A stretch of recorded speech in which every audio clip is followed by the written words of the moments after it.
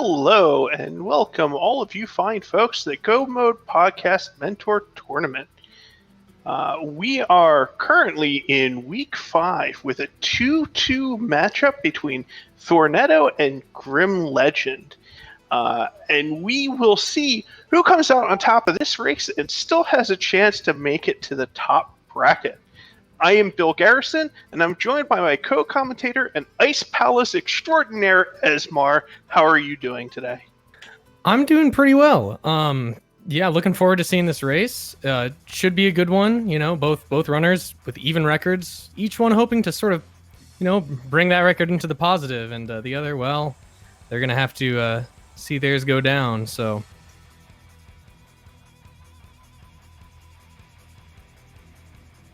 All right, it looks like we're still working out a couple things to get this stream up and running. I know one of the interesting things that has been going on recently has been the note that Mixer is going away. So if you've noticed a little bit of oddities this week with restreaming, we have been trying to figure out how to do this whole setup without Mixer, and it's been a little bit challenging for everybody. But we are currently working through that, and we should be able to have this race going for you soon. Yeah, it's always a little rough when you have to sort of stop using the technology that you're used to. You have to get used to something else pretty quick. Always a little hiccups here and there.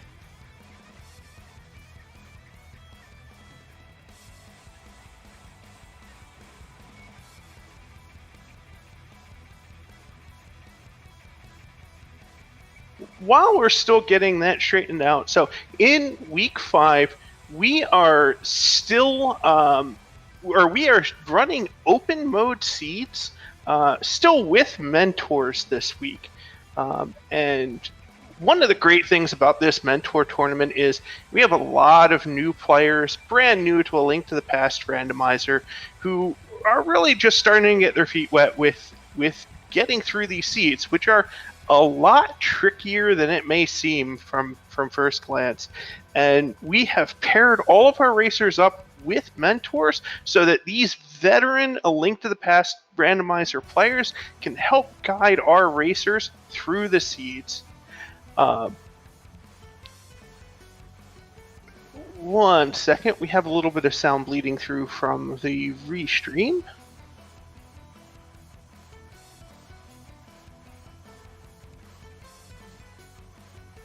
It's a good song, though. I love it. I think that's the Molduga music from Wind Waker. From Wind Waker. And a nice I love remix Wind Waker. of it. I'll say Wind Waker is one of my favorite Zeldas. It got a very bad rap when it first came out because of the cel-shaded nature of it, but I loved playing it. But yeah, back to the open mode mentor seed. So our racers are getting just about ready to go. It looks like we're going to be launching in about 30 or so seconds. Yep, and there's the timer to get started. So open, why don't you tell us a little bit about the open mode, Ezmar? Yeah, so open is sort of, I see it as the more standard mode that randomizers usually run in. Standard would require that the game starts at the beginning of the game. You go through the opening sequence. But here in open, we see that each runner can choose where they start at, as though the opening had already been completed. And we find Grim opting for the Link's House start and being rewarded with the gloves, which is a nice item to see early. And Thorneto choosing a different route, starting in Sanctuary, and going to be routing to Kakariko fairly early, where the majority of the easy-to-obtain Light World items are. Yeah, the Sanctuary routing is sort of... it's a pretty common routing, especially among newer players. Some more experienced players may opt to go for the myriad advantages that the Uncle routing here that we see from GrimLegend will offer.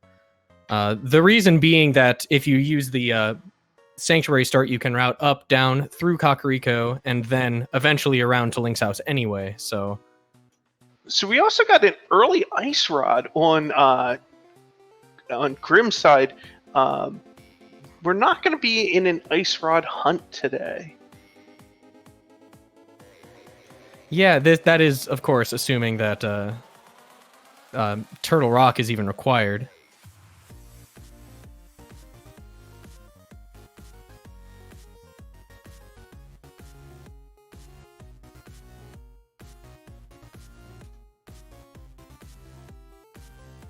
So shortly after the Uncle opening, it looks like GrimLegend is also going to Sanctuary to continue through the Sanctuary route. Yeah, and that's usually what you'll see, barring certain specific item pickups found in the Uncle route, which may lead the runners to, go down and do Escape, for instance.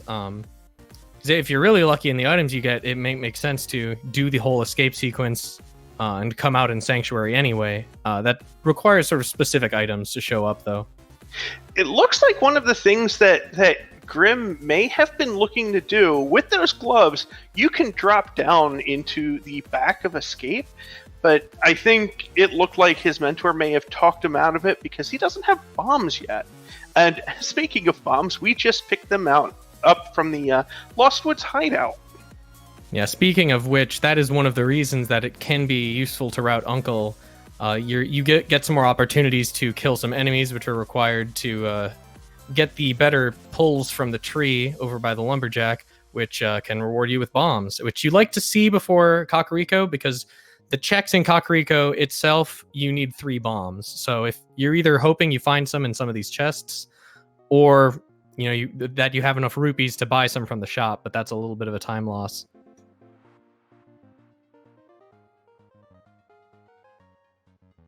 And we have a sword in Blind's basement. That's one of the interesting things about the open seed that's not true of Ambrosia. You don't get to start with a sword. You might have to go quite a long time without one, but it looks like in this seed we will have an early sword and an early hook shot. Yeah, so far the early glove not looking like it's paying off. If GrimLegend had seen some bombs, he may have been able to get a little bit of a lead by dropping down into the back of Escape there. Unfortunately, it looks like they're just going to be on par here going through Kakariko. Thorneto's going to be grabbing those gloves eventually, and unfortunately that advantage isn't going to come to anything, as we see the boots over on the left side with Thorneto. For a lot of the veterans of this game, early boots is a welcome sight. In fact, there are game modes that are built entirely off of giving boots early. So the racers have to be happy to see that for the improved mobility and a lot of the technical tricks that boots allow you to do throughout the game. Yeah, add that to the fact that they just save time overall. It's always a little bit concerning to see boots later on in the seed, because you never know when your opponent may have picked them up. So I see chat talking a little bit about Thorneto's Samus Sprite. So one of the interesting things about the runner Thorneto is that he is a Super Metroid speedrunner who's come over to A Link to the Past from Super Metroid. So I'm not surprised to see him using the Samus Sprite, given that Super Metroid is a big part of his background. Yeah, Super Metroid is a very input-intensive game. Certainly a lot less so than Link to the Past. A lot of really fast-paced, accurate things. Link to the Past lets you sort of set things up sort of at your own pace. It certainly takes a lot of skill to set things up quickly and accurately. And we see the lamp, which is a very nice thing to pick up, because it sort of removes some of the uncertainty of whether or not certain checks are in logic. And it definitely helps with navigating the dark rooms, but with the lamp comes the question, is this an Aga seed? Because now we only need a second sword or a cape to be able to do Aga.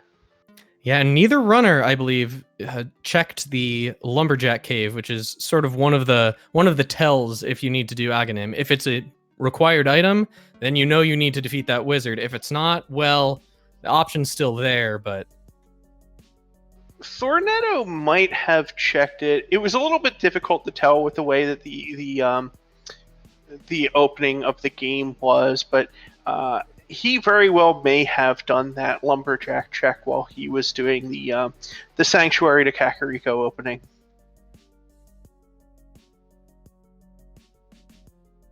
So we have Thorneto now going and doing the escape after Kakariko, and GrimLegend is deciding to instead go to South Shore and see what's there. Yeah, this makes sense from Thorneto, since with that lamp, everything in that escape sequence is now completely in logic. Perhaps thinking too that an early glove pickup could have led their opponent to potentially dip that back section of escape. But with this routing, they can sort of wrap that all into the same sort of general check pool. Another interesting option that was out there that looks like neither runner has gone with right now is with the lamp, the gloves, and the hook shot. There's a lot of the light world Death Mountain up there. Yeah, I wouldn't be surprised to see that wrapped in after Thorneto does escape here. That would be a pretty smooth routing. Only taking the chance that something important is not in Mini Moldorm Cave, which we're going to see GrimLegend check shortly. So we did get a quick map check, and correct me if I'm wrong, I think I saw 3 plain crystals for Light World dungeons. Yeah, I didn't see any pendants there, which is nice to see, because all the Light World dungeons are fairly quick, and the only Dark World dungeon that really is quite as quick is Thieves Town, and depending on the item routing, Skull Woods can also be very quick. GrimLegend getting to take advantage of one of my favorite things when doing an early Mini Moldorm Cave. Hookshot takes out Mini Moldorms right away, and it is a fantastic weapon to use to get through that Mini Moldorm Cave safely. It's trickier than it looks. Those Mini Moldorms, with their random movement, can kill you pretty quick. He gets blue mail for his troubles. Yeah, making an escape into potential Death Mountain climb play look a lot more attractive on Thorneto's side. The biggest question here is going to be what's in Ice Rod Cave. It's an easy check to sort of leave unchecked, but you never want to do that if there's something you like in there. We'll say with the boots, Ice Rod Cave is far easier. There's a lot more slopes that you can use to kind of guide your dashing in the right way. You don't have to worry too much about bonking. You're too fast for the crabs. It makes it a lot easier to get to Ice Rod Cave. Yeah, you basically never choose to skip it when you have the boots. We're going to see, after finding the flute at the bottom of Escape, Thorneto's going to go right ahead and just go to Kakariko and activate that flute, not even going to worry about that escape sequence. So Grim was setting up for a water walk, but I'm not sure that he's going to keep that water walk given that he just bonked. We'll see right here. Oh no, he keeps the water walk through the bonk, so he's going to be dashing through the water, doing the water checks out of logic to see what he finds. Yeah, this can be a gamble. Most of the time, it doesn't hurt you. It very well can. I've had it happen to an opponent of mine in a ladder race in a seed where the flippers were actually not required at all. So they ended up going on a little bit of a wild goose chase, chasing stuff that were flippers locked that I never needed. But most of the time, it can help out a little bit. You get information, you can take care of some of those checks early. It's rarely a bad idea. So it looks like Thorneto is going to continue to Dark Cross, going from the back part of Escape, finding Flute in the back, and another mail upgrade in Dark Cross. And it looks like Grim is going to follow suit, going into Escape now. Yeah. So I was a little bit mistaken on that save and quit. Apparently, it's faster to return to the Sanctuary and drop down the back, which makes sense. If you don't find Mirror, then that's certainly the faster route to go back. If you found the key, that is. That's sort of the key there, is you need to have that key in order to go backwards through that drop down. So Thorneto doing bonk rocks, probably going to activate the flute now, and then we'll see if he decides to go up the mountain from there.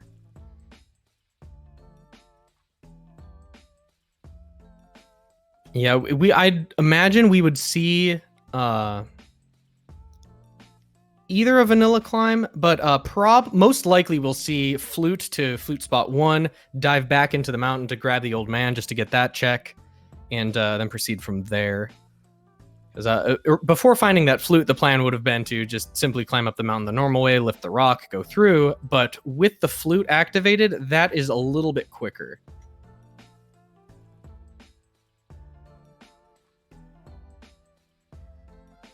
The flute seems to make everything quicker, and additionally, when you rescue the old man with a flute, you actually get the mountain cave save point, which makes it really quick to save and quit to, get your health refill, walk out the door, and get on the flute train to somewhere else.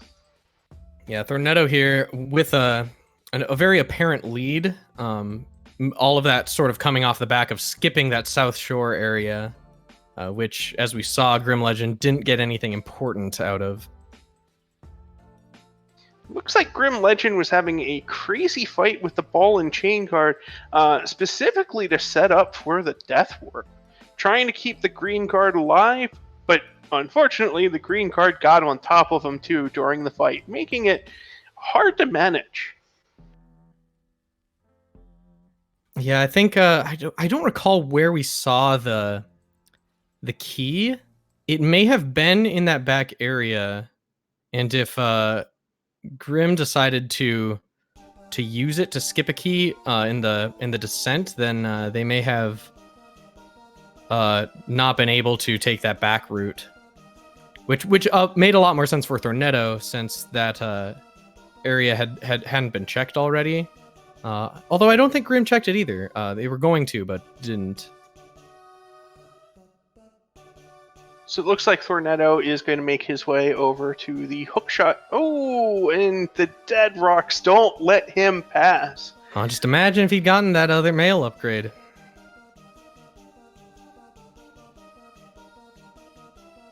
So he's going to go right back to trying it again. The death was really just outside the door from the old man probably cave, so 10-15 second time loss at worst. But those dead rocks are nasty, and they're actually programmed that every third or so movement, they intentionally move towards you and try to get in your way. So if you think that they're being unfair, they're programmed to be unfair.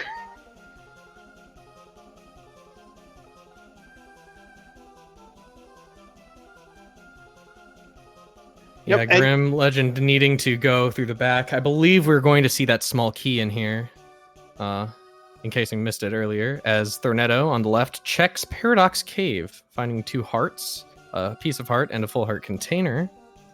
Yeah, there's that small key over on the right. So, yeah, unfortunately, Thorneto taking the chance on that save and quit to the back entrance. And GrimLegend not really getting much out of it, as we see the second sword in Paradox Cave. Which puts Aga in logic, and we'll see who decides to make the play to do Aga 1 with only 1 glove or 1 hammer away from... Well, actually, without the Moon Pearl, nobody I was gonna gonna be doing Aga yet. It's always possible that the Moon Pearl is on that pyramid ledge, which can really hurt. But you really don't like to take that chance without having the Moon Pearl already, because it's a very big time investment. Only to hope that the Moon Pearl is on the pyramid ledge. So it's risky. It's risky to make that play, but it can play off rather than clearing out the entire world before deciding, well, okay, I guess we have to hope for that. Yeah, there's chat's talking about places that still need to be checked. We haven't done anything over at the Eastern Palace area yet, and there is still checks to be done or the Agana cave check to be done in the desert area. Yeah, it would be a very aggressive route to go Aghanim before checking the Eastern Palace area. There are potentially 3 checks in Eastern Palace that are available before needing the bow. There are 3 checks in Hospitalist Closet. The Agina check in the desert is a little bit of a wild card since it's one check kind of out on its own, and it's much more convenient to route that in when you have other items such as the mirror, flute, and mire access. But you check it if you have to. And it looks like Thorneto is going to do that check now, forgetting to take the quick peek at the desert ledge and deciding not to go back over there right now. It'll be pretty easy to get that later, since anytime they return to the desert, they're going to be seeing that they're going to be fluting there. So it'll be pretty easy to route that in another time, since it's not accessible right now anyway.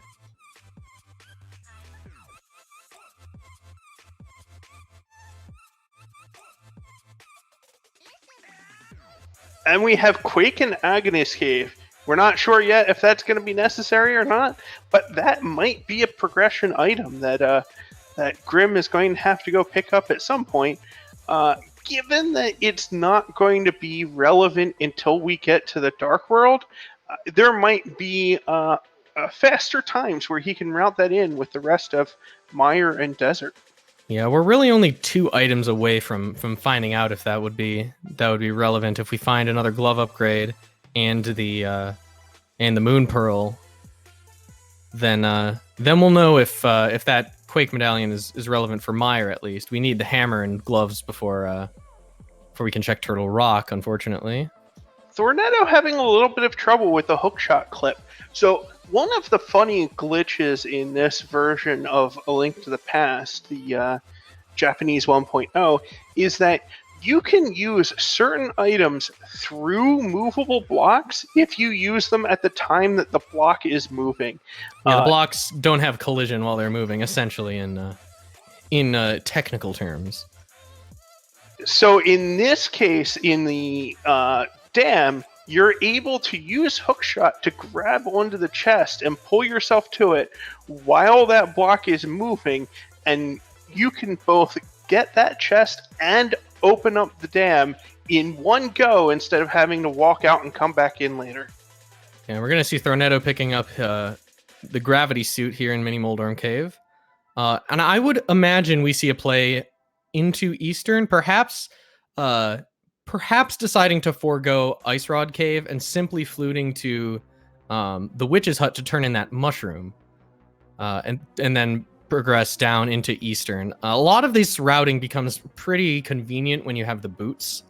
Otherwise, you sort of have to try to account for that movement time and think about, okay, is there a faster way to do this with a warp? But if you can dash around the world, it's a little bit easier to just sort of flow these checks into each other. Deciding to check Ice Rod Cave, again, not a bad move with those boots.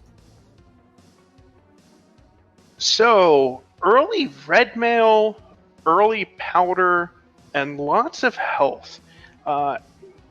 We should see a pretty low death seed in this case, as our runners right now are pretty much armored to the teeth. The only problem being they still don't have mirror. This is going to make death warps very time consuming, as you don't take a whole lot of damage from anything with red mail. Oh, we see Thorneto going down into the small rupee cache here and picking up 20 rupees. Perhaps to try to maybe push it right over the edge. We see both runners actually with exactly 444 rupees. Yeah, grinding up for that Zora money to route that in with the rest of the, I imagine, with the Witch's Hut check. Yeah, this is a good place to start these suits. You are right below the Ice Rod Cave, and that's a perfect place to set up the water walk with the boots to make these water checks fast. And at 500, we're going to see Thorneto dive onto the water. Or perhaps just fly straight up to the Witch's Hut. That also makes sense. Again, avoiding checking those out of logic checks. So we have this mushroom and Eastern Palace area for Moon Pearl. I know in a lot of my seeds that Moon Pearl loves to hide out in Sahasrara's closet. Yeah, again, without that Moon Pearl, you really have to hope that if you commit to Aghanim 1 early, that you find that Moon Pearl on that ledge, or barring that, gloves or hammer for access elsewhere. Because without the Moon Pearl, there's really nothing else you can grab in the Dark World after defeating Aghanim 1. So it looks like GrimLegend is doing what's called the Houlihan Room.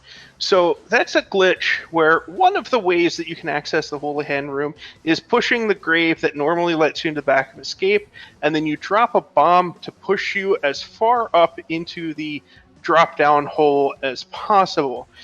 The game gets a bit confused. It no longer realizes that you're trying to get into the back of escape and doesn't know where to put you. So instead, it puts you in this fake room called Houlihan's Room, where you can pick up a whole bunch of rupees, and when you leave, it spits you out at Link's house.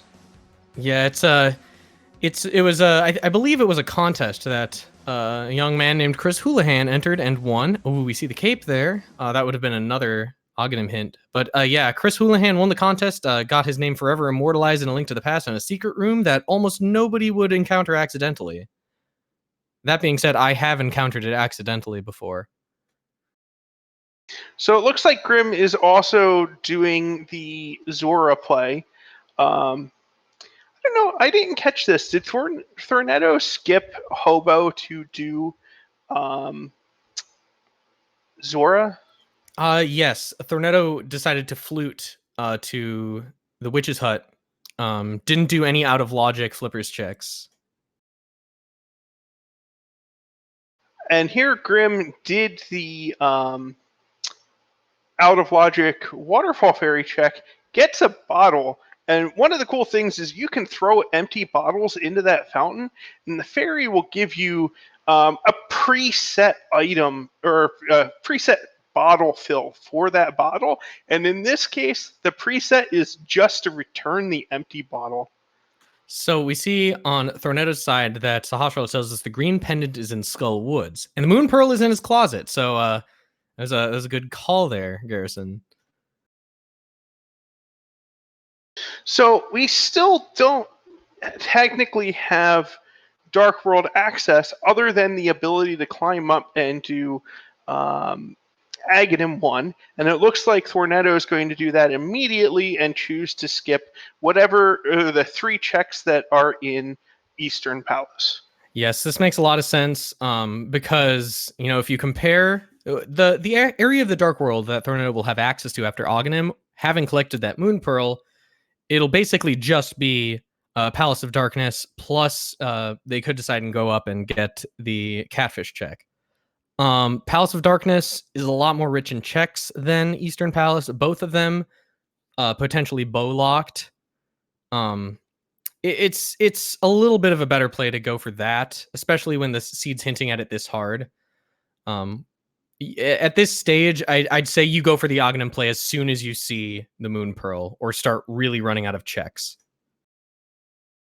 The only thing I'm worried about, though, is with 3 checks in Eastern, it very well could be a Titan Smith or a Hammer hidden in there.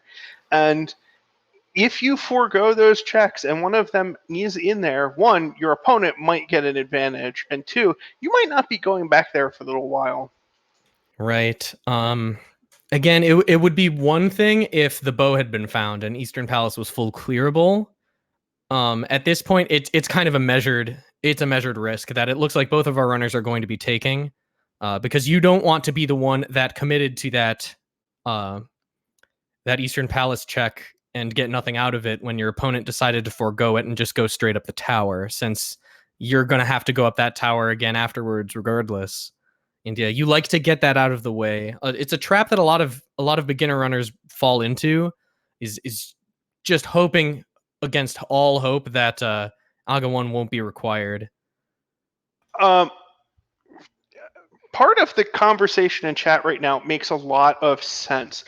So one of the factors in determining whether or not you gamble for Aghanim or not, When you kill Aghanim, you get let off on the top of the pyramid. That's the only place that you can go enter the Dark World when you kill Aga 1.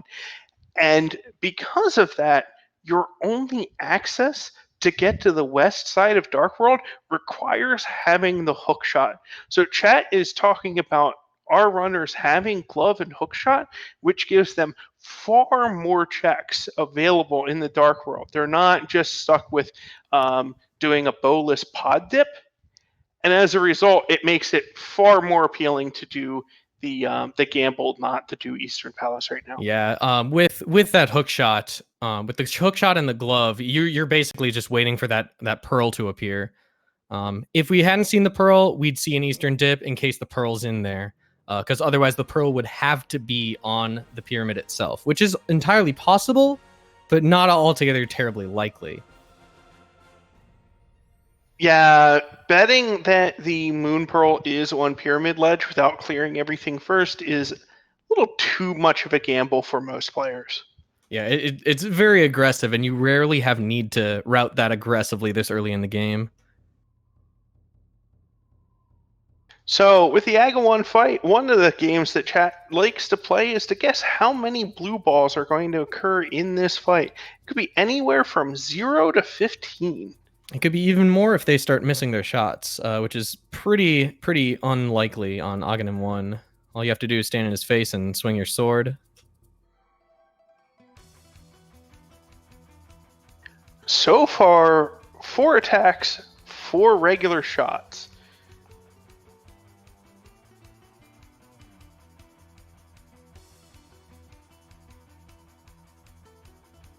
And GrimLegend right on Thorneto's heels.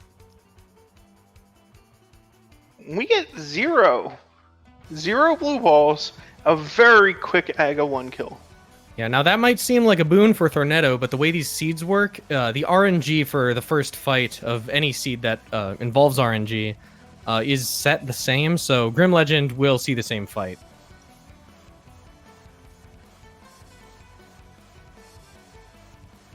Yeah, so I imagine we see straight over, to the western side of the Dark World. A pod dip would be possible.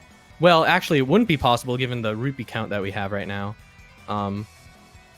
It looks like we're going to go up and check Catfish, just for good measure. It can be hard to route it out depending on the logic for the rest of the seed.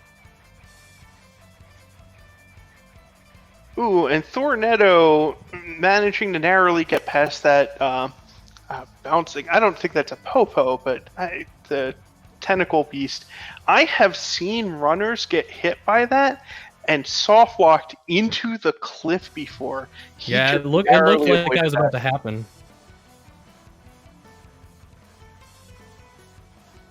What does our friendly Quakefish have today?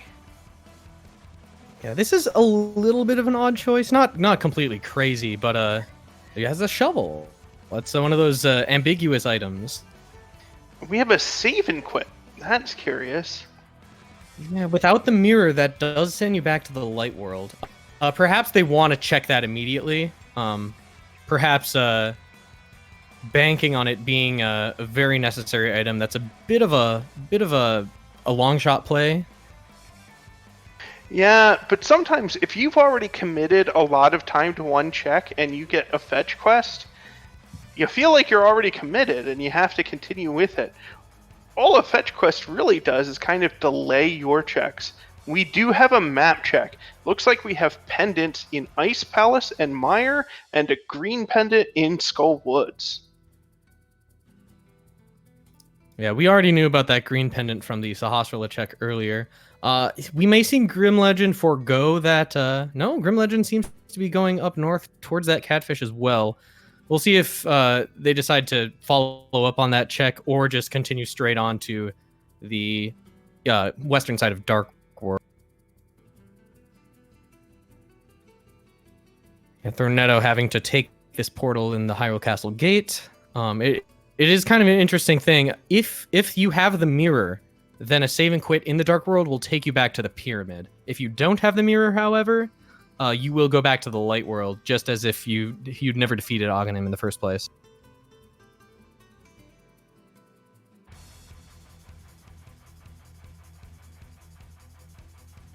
And we don't see the save and quit.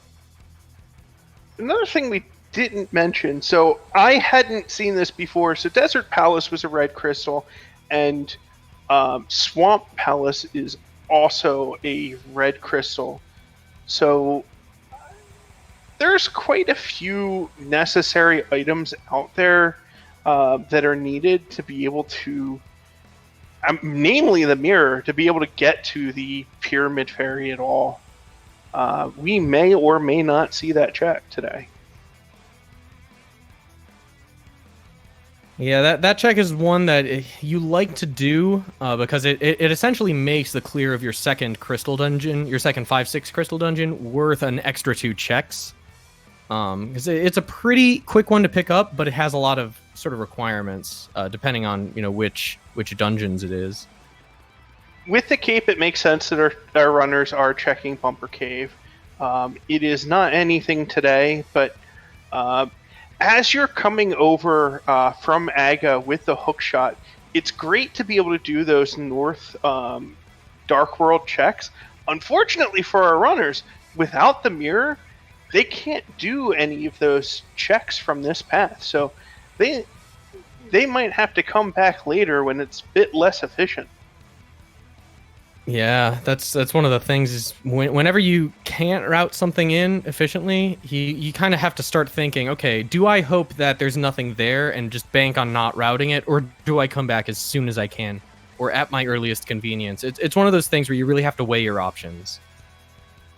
So shortly after the game forced our runners to converge, the first opportunity they get, they diverge again. GrimLegend going and seeing what he can find in the front of Skullwoods, while Thorneto is checking out Village of Outcasts and the front of Thieves Town. Yeah, both of which are pretty reasonable plays. There are 2 items in Skullwoods. Both of them could be locked in the back, but you're most likely not going to see both items in the back. Just, the statistics don't work out that way. It's a little bit more of a gamble, I would say, but they're relatively accessible. It's not a huge time commitment, and it can pay off a lot of the time, especially in a pendant dungeon that the runners are otherwise de-incentivized to go check. Yeah, if Grim can find the 2 items in the front of Skullwoods, he can... I know that it's a green pendant, and there's potentially 2 items locked behind it, the green pendant and the pedestal, but you feel pretty confident that you can just walk away from Skullwoods at that point. Yeah, and having gone up to check the Bumper Cave ledge, this is closer than going down to Village of Outcasts, so that's likely a consideration here, since you can route this all in relatively efficiently. Again, it's extra time that's being taken for a little bit of a gamble, but it's not wasting time in between these checks. You're getting it out of the way. You don't have to think about it later. Whereas Thorneto is maybe going to have to think, okay, I haven't done Skullwoods. I've left it there. Maybe I'll need to check that later. Regardless of whether it pays off for GrimLegend here, the time save is... If both runners check it, GrimLegend is going to have gotten the better deal.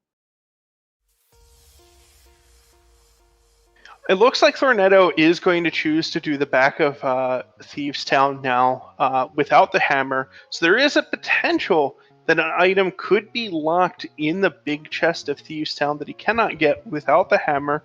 But this gamble is one that I love to take. A lot of times both runners will take the gamble, so you don't actually lose anything if there's an item. Oh, and Samaria in the attic of Thieves Town. That's a nice grab. Yeah, back of Thieves Town without hammer is... I feel like that's not a gamble worth not taking. Because you're, again, gambling that, okay, you may find hammer somewhere in Thieves Town. You may not need to come back for hammer at all. There's also a possibility that the small key to get into the room that contains the big chest is inside the big chest, so you can't even get in there at all. There's just so many factors that really make it not a particularly juicy check a lot of the time. Yeah, it's just the idea that, 1, there might not be an item in that chest at all. 2, your opponent is probably going to dip it without Hammer like you are, especially if Hammer's in a really trolly place. 3, Hammer can just be in here. And 4, if that small key is locked in the big chest, it tells you that all of Thieves Town is hammer locked, and if Blind drops another item, it can actually tell you a lot about where that hammer might be, considering that hammer is required in all open seeds. Yeah, hammer being one of those items, along with the Titan's Mitts, that is required for too many dungeons for a seed to be completed without it. You need an item that is not required for 3 dungeons or less in order for a seed to be completable without seeing that item at all. Flippers are one of those, mirrors one of those, hammer is not. Looks like GrimLegend, after not finding anything important in Skullwoods, looks like just a bug net, is going to follow Thorneto into Thieves Town. And Thorneto, making quick work of Blind, got a little bit low, but with red mail and that many hearts, it's not really that scary. It's just a matter of yeah, throwing and if things yourself got really at him. bad, it is the cape. Yeah. There's no real risk there. Yeah, so the attic had our Samaria for Thorneto.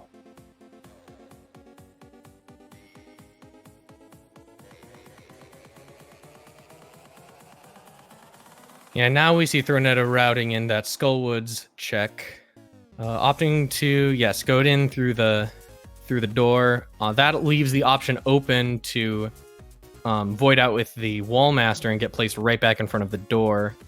It also avoids the possibility of getting locked in one of those rooms and needing a save and quit. I would like to take a moment to give a thank you to YeOldFartGamer for being the restreamer for this race and allowing all of us to catch this live. And I would also like to thank JereDudecia for doing the tracking for us and keeping us informed to all of the items that are being picked up for these players as we're trying to follow along. Yeah, tracking is not easy to do.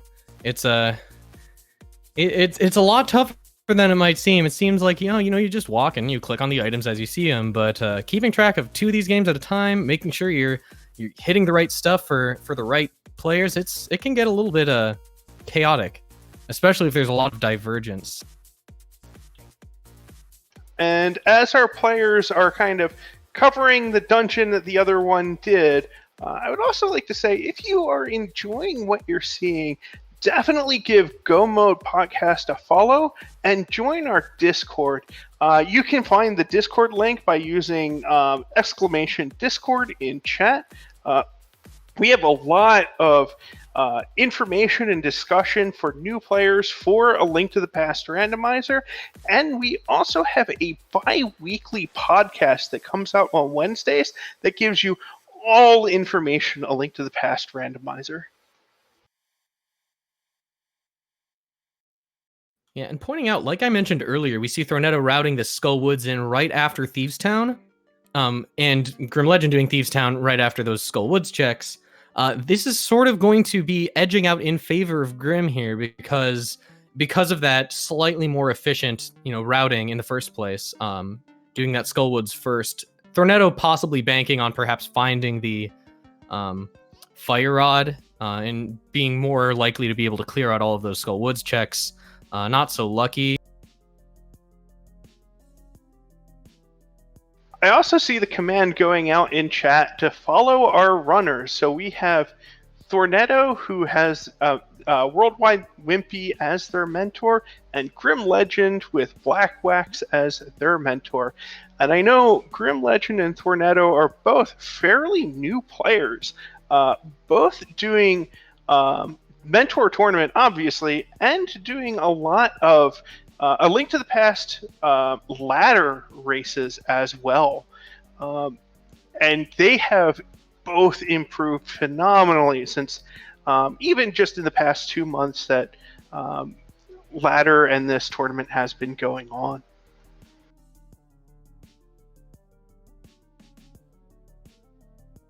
Excellent blind fight on the right here on Grim's side.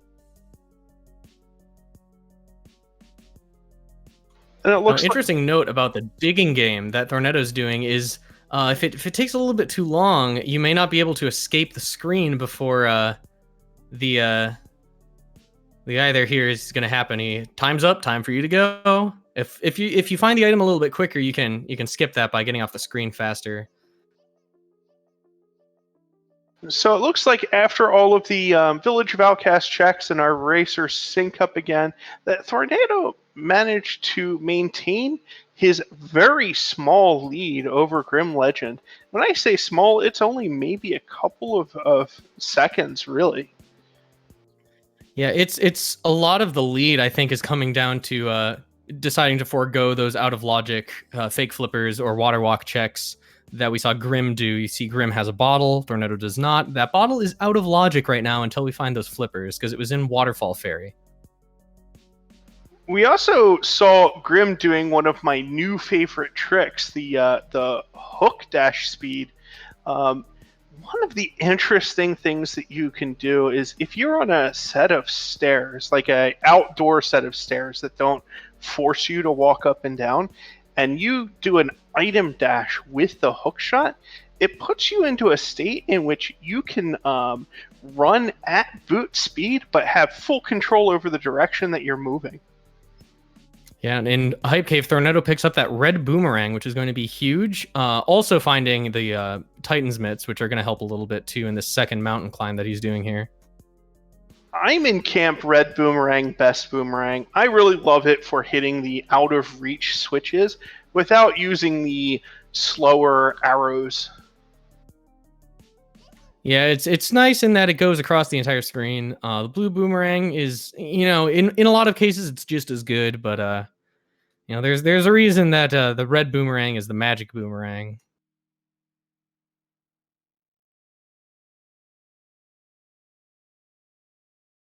Now this is a little bit of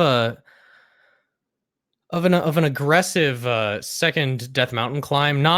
Not very afraid to climb up the mountain multiple times.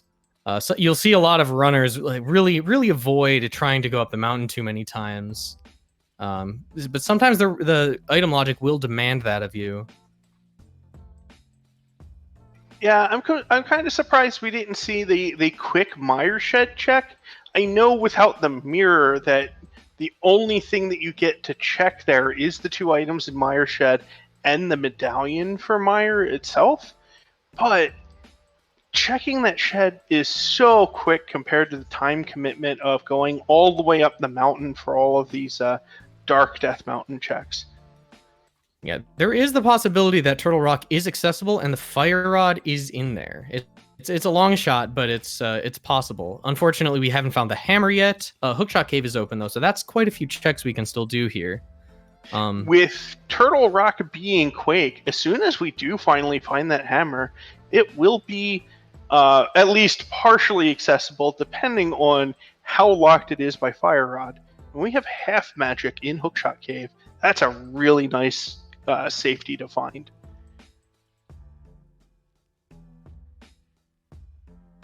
And Thorneto gets his first in-logic bottle. Yeah, another interesting point about Mire is that since Mire is a pendant, finding that information about that Mire medallion is not nearly as valuable. Oh, and Grim doing a check that I had forgotten a bit about, the Lumberjack Cave. Unfortunately, just 10 arrows. Yeah, I would have to imagine that would have been a blind check. That's generally not, you don't feel like, oh man, I gotta pick up some arrows. Oh, I saw those on Lumberjack earlier, let's go get those. That's usually not a decision you see runners make too terribly often, and now I think we're going to see that Mire check.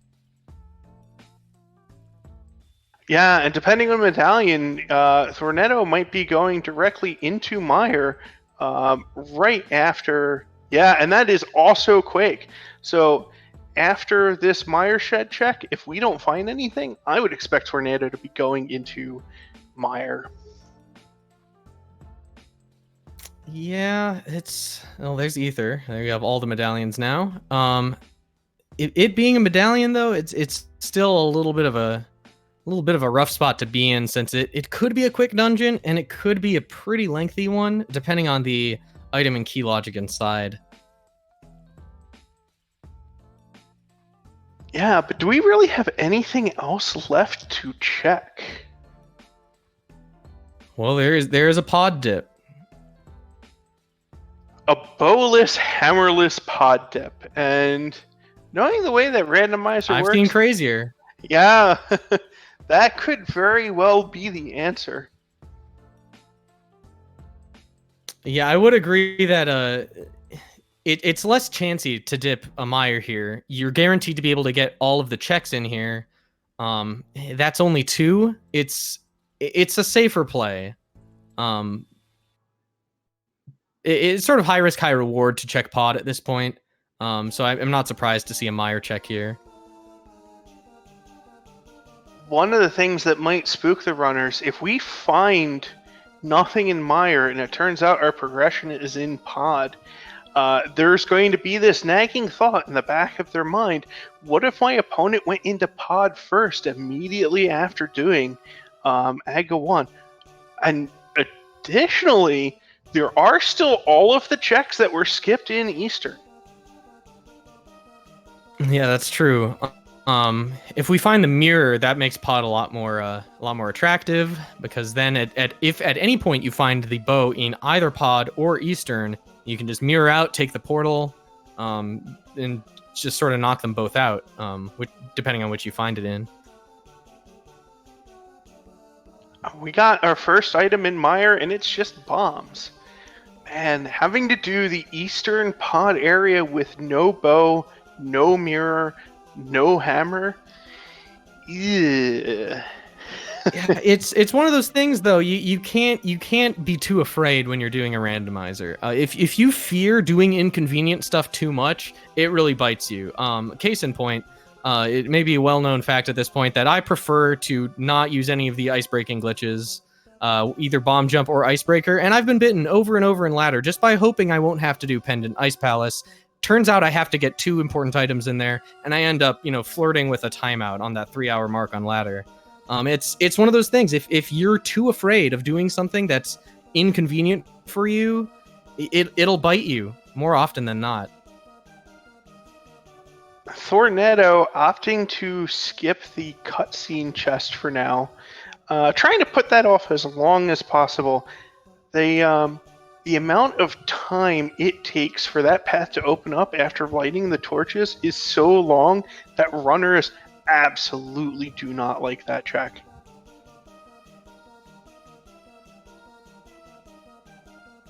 And luckily we find that big key, which makes the checks on the right side of Mire a lot more attractive here. And Grim doing the identical thing, also skipping cutscene chests. These runners are in sync with each other. Again, with Grim only half a minute or so behind. Yeah, unfortunately, we find the compass in there, which means that we're going to see that second item either on that cutscene chest or on the boss. At this point, the cutscene chest is a quicker check than the boss, but we might see one of the runners opt to go straight to the boss instead, rather than having to do both. It's kind of a damned if you do, damned if you don't sort of situation here for both of these runners. The one good thing about Vitreous in this case, if they have to go there, is they do have the cape, which makes Vitreous significantly easier. Yeah, we do have an interesting divergence there, though, is we see GrimLegend didn't go up the mountain the second time, didn't find that half magic, but is set up a little bit more nicely for a potential single climb back up to do, Hera and Turtle Rock if need be. A little safer in terms of Death Mountain climb count. But the Vitreous fight is going to be a little bit tougher with that half magic since they only have Master Sword.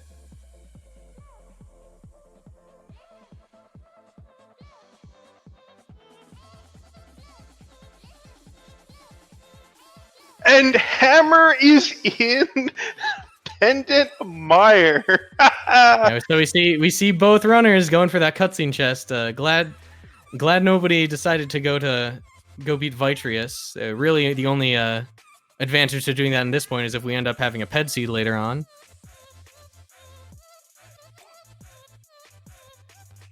Let's see where Thorneto decides to go. One of the problems with getting Hammer so late is that suddenly it opens a whole bunch of stuff up. Yeah, well, at this point, I'd say you go to Pod. Especially if you end up finding the mirror in there. Mirror and bow. You know, best case scenario, they find the mirror and the bow in Pod and then can convert that into a quick Eastern Palace clear. Grim with a hammer might decide to do his mountain check now and get Hera in at the same time. We shall see. Yeah, getting Hera in, that's also, you know, it's guaranteed at this point. The issue here would be if they wanted to try and check the... I would assume they would go to Hera first, clear that, and then check the Dark Death Mountain checks. There's always the possibility that the Fire Rod is in Turtle Rock. Not quite as likely as finding the Ice Rod in there, but you know, it's a big gamble to take, but sometimes you take it. So an interesting thing to note about Thorneto's dip into Pod, if this does indeed turn out to be Bowluck, his bottle only has a fairy in it, and he won't be able to do the potion camera unlock trick to get through the bow-locked portion of Pod.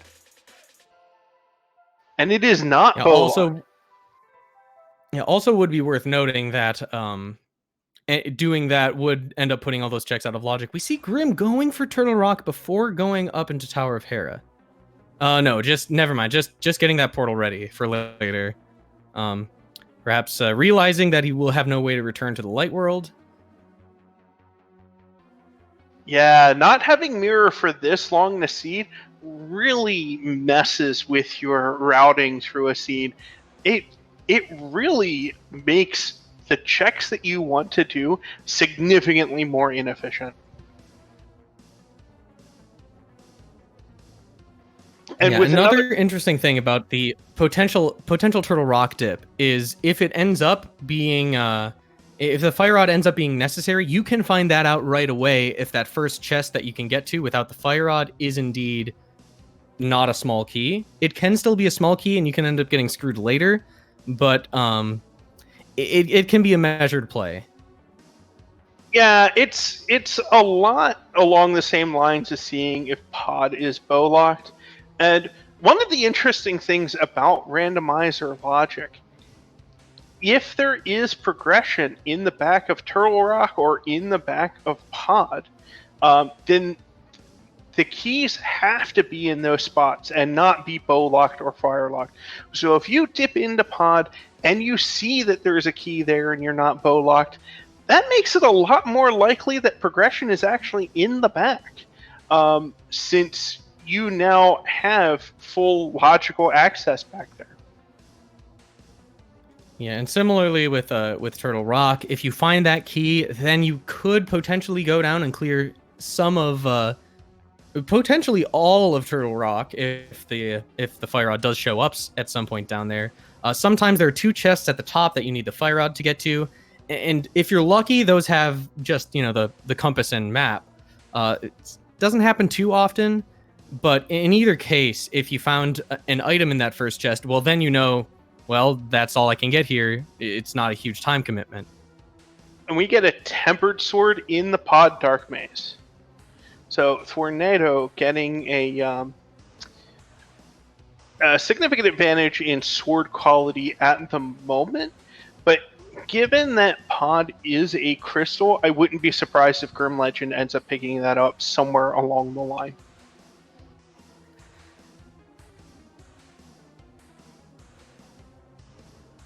So Grim trying to get through Moldorm with the hammer. So Moldorm is actually a very tricky boss.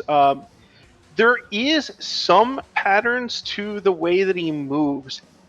One of the things that makes him tricky is if he touches a wall, his AI for his movement resets. He will bounce off the wall going in a very strange direction, making him hard to handle. He's often easier to deal with if you have him moved into an open area where if he moves forward for at least a short period of time, there is a time in which Moldorm is forced to turn by programming, and then you can use that to know that you can get in there and get a hit. Grim having quite a bit of trouble getting back up to Moldorm, taking falls in those nefariously placed holes in the ground. Interesting. Now we're seeing the magic bat check with the hammer. That's now in logic.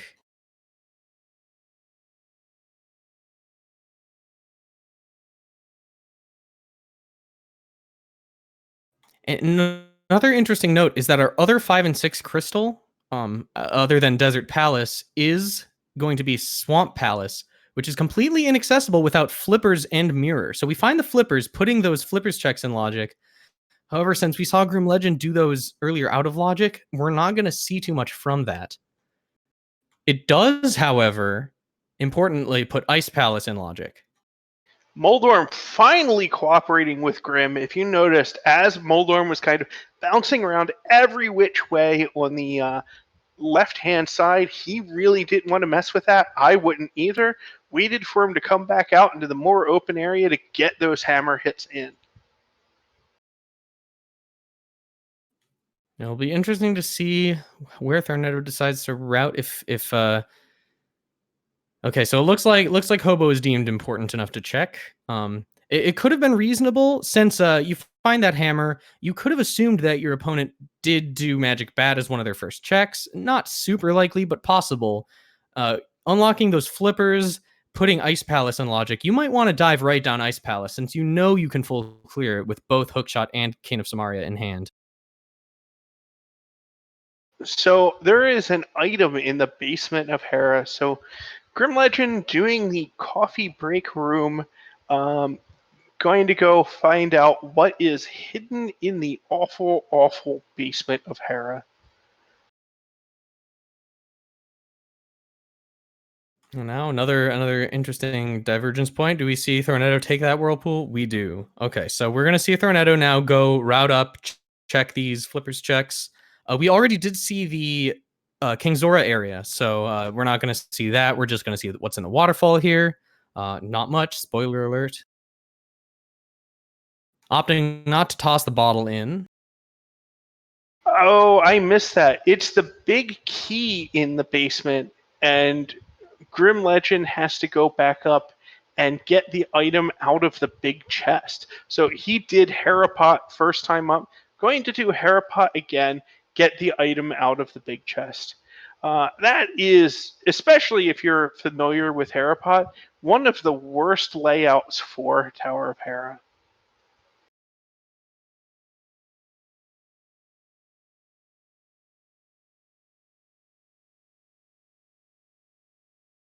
Now we're going to see Thorneto make that same play going up to Tower of Hera rather than going into Ice Palace.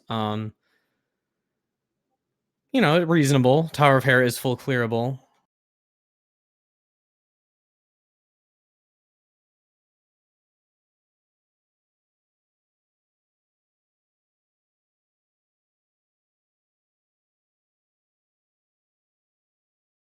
Well, on top of that, Ice Palace is also a pendant, so it's kind of not your favorite place to go here.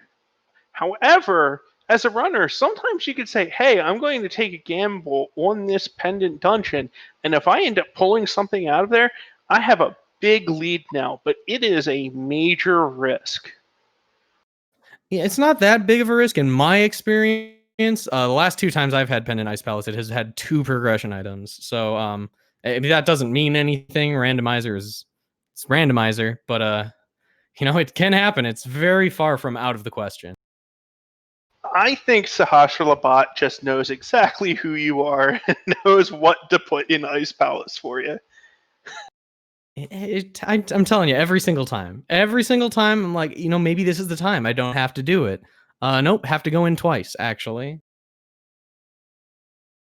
And now Thorneto, again, opting to do the Basement of Hera first, perhaps not super well-versed in Hera Pot, or perhaps just deciding to route it this way, since logically the big key is down here.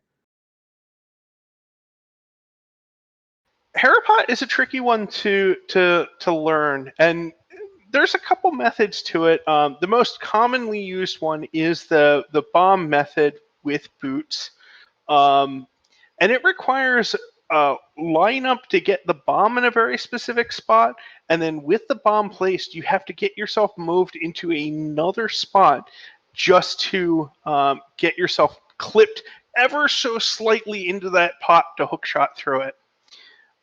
The methods that I like to use is going back to what GrimLegend did before, the hook speed dash.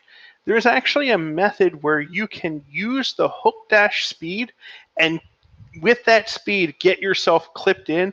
It's kind of like a brute force method. Very fun to learn. Now we're gonna see Grim opening up Turtle Rock here. This is gonna be, I imagine, like I was saying before, this could end up being a very short dip. If we see a key in the first chest, then it becomes a little dicier, because you have to think, okay, well, is it possible that I can still find Fire Rod in here, complete the dungeon regardless? Do I do I just take it out and come back later? When I found the or the Fire Rod, it kind of becomes a question. I kind of like it. You're already up on Death Mountain. You kind of want to reduce your climbs, and if there's progression in there, you don't want to miss it and have to do yet another climb and then drop back down. Because what the worst thing is, you have mirror in there, you don't do it, and you have to come back again later and then leave again. Um, Yeah, it can go both ways though, because if you go down Death Mountain and it doesn't pay out with that Fire Rod, then you have to come back again to clear it anyway. I would advocate, pretty much in all cases, at least checking Turtle Rock here. Although it looks like Grim is opting to instead go for the Spike Cave check and just leaving Turtle Rock open for later access. that's fair enough too. I I kind of like the Turtle Rock dip there, but it's very much the same kind of play as I was saying before as the bowless pod dip. Yeah, I wouldn't be surprised to see and a death in Spike Cave. Oh, taking the ferry. Okay. Yeah, sometimes I wonder, that cape isn't instant. The Cane of Burna you can activate basically on the first frame after equipping it, but the cape is a little stranger in that regard. We see a nice Moldorm fight from Thorneto. Yeah, Thorneto not having any problems at all with dispatching Moldorm. And in getting the item from the chest in the first pass, it's going to get out of Hera pretty quickly. Yeah, and we'll see if Thorneto decides to go for the Turtle Rock dip. Again, it's kind of a weird choice. It's not too big of a commitment to just go in just in case that first chest is exactly what you hope it is. Because you can get out pretty easily. Especially, it's a little tougher actually with this many hearts and red mail. If you had, green mail or blue mail, you could just take some hits on that laser and death warp back to the front of the dungeon. So he has all of the medallions. He's going over this way. He's got to be going into Turtle Rock. At the very least, opening it like Grim did. Grim just opened it and sort of walked away. That way, you can take the warp at the bottom of Dark Death Mountain and just walk up and walk right in. Yeah, I see him going in because I don't see any reason why you would open it now. You would just wait until you're actually going to do Turtle Rock to open it later. He doesn't have all of the Dark World checks to do over on this side since he's already completed them. And Grim deciding now is the time, finally, for Eastern, still without the bow. Yeah, we see Thorneto dive into Turtle Rock. A lot of the time, if I only have one medallion and I'm going up to Turtle Rock, I still need, the ice rod or the fire rod maybe. And I go up to Turtle Rock and it's the one medallion I have. I usually will take that as a sign and dive in. It's a little less of a sign if you've got all three, but to answer the question in chat, Tempered Sword was in, I believe, the back of Pod. Yep, Pod Dark Maze. So it is not Fire Rod locked. We can continue deeper into Turtle Rock, which gets a bit scary because if nothing's in here, it can be a really big time sink. But if Yeah, we find and something like it mirror, can end up being you can get locked right at that big chest too. If that big chest has the small key you need to keep going, then you might need to come back up for one of those fire rod locked chests. yeah, but if something like mirror ends up being in here, and Okay, we well are that's done. not. It could be, yeah, it could be worse. This isn't a bad place to get stopped. It's still pretty quick to come back out. Probably we'll see a spike cave check because I don't think we saw that earlier on Thorneto's side. But yeah, like I was saying, the reason why I like that so much, if mirror's found in here, Grim's not coming back to that for a very long time. This race would swing significantly in Thorneto's favor. Yeah, But now looking kind of like Grim has a little bit of the edge since this Eastern check can get routed pretty easily into a pod check, and then they'll sort of be even. With Thorneto having to go down for Eastern later, perhaps soon, right now.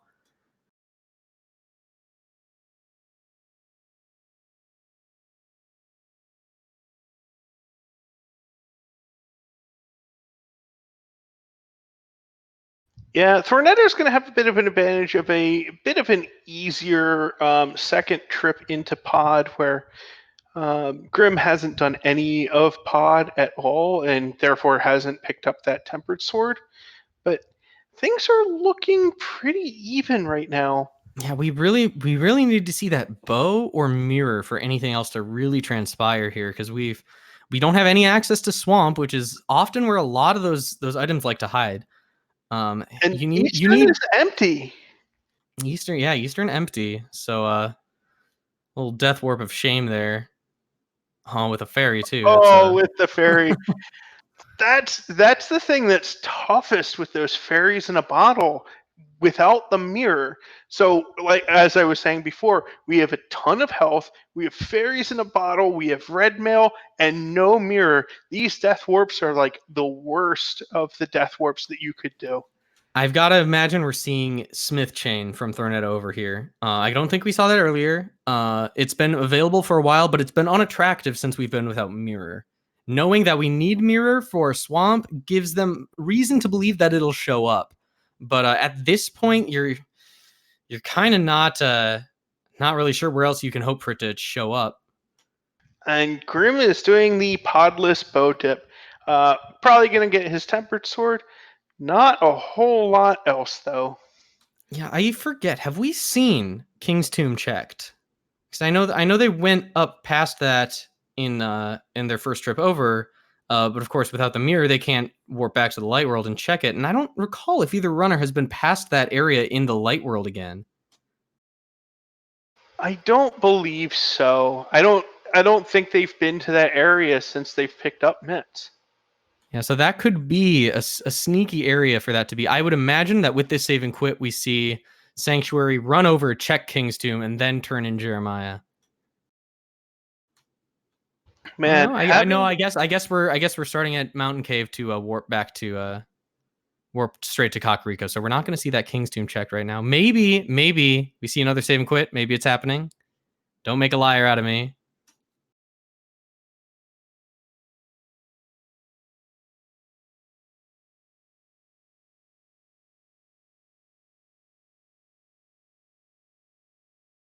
he is going to go to King's Tomb right now. Yeah, this would be. I think this would be the best way to do this. This Smith chain here.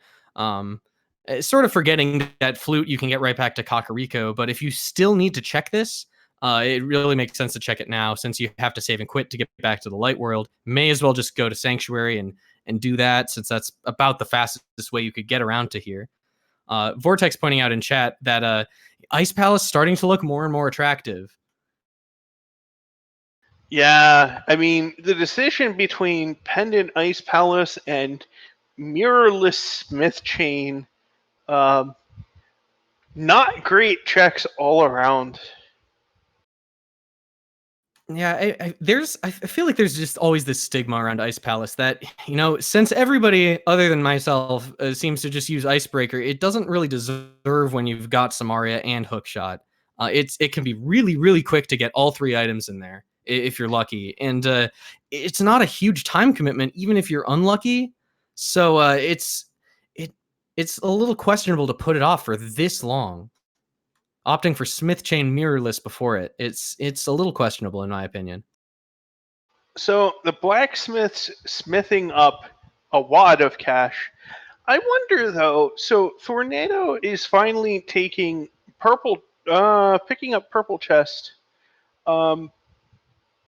Actually, without the mirror, we can't round it in. Did we see Hype Cave already earlier? I'm not remembering it. We did. That is where they found the not the flippers, but they found their first shield there, and that was where the cane was. Oh, and mitts. Okay, yeah. Our tracker. Maybe that wasn't where the cane was, but that was where the red boomerang was. I remember that because I made a joke about it. Yeah, it was mitts. Mitts was where it was. Yeah.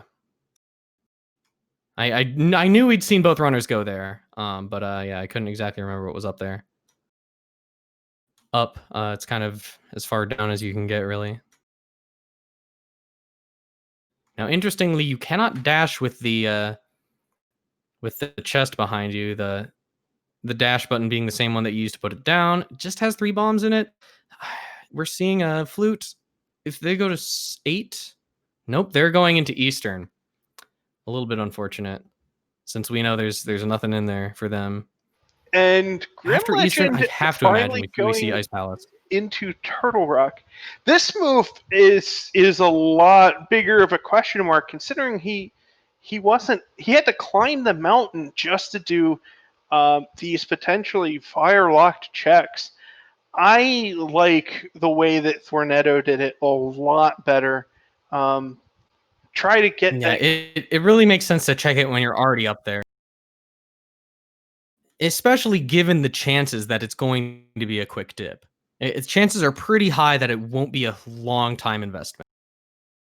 Yeah, if you're a new runner, one of the ways that you can sneaky lose a lot of time is making more mountain climbs than you really need. It may seem like, oh, I'm going up the mountain whenever there seems like there's some nice juicy checks up there, but if you don't be careful of how many times you end up traveling up there, you lose a ton of time. Like each mountain climb is on the order of maybe, let's say on average 2 minutes. You make 1 extra climb, not too bad. 2 extra climbs, 4 minutes. 3 extra climbs, that's already, that's over half of a 10-minute deficit. So it can add up quick.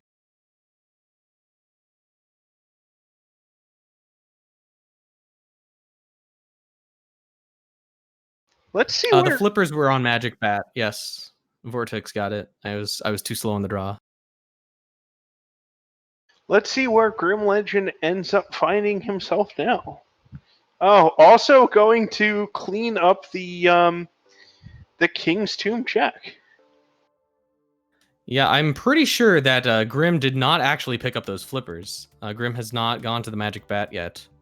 I would imagine we see Grim route Magic Bat into the Smith Chain, because that's it's a little obnoxious without mirror, but it's not too bad even without mirror.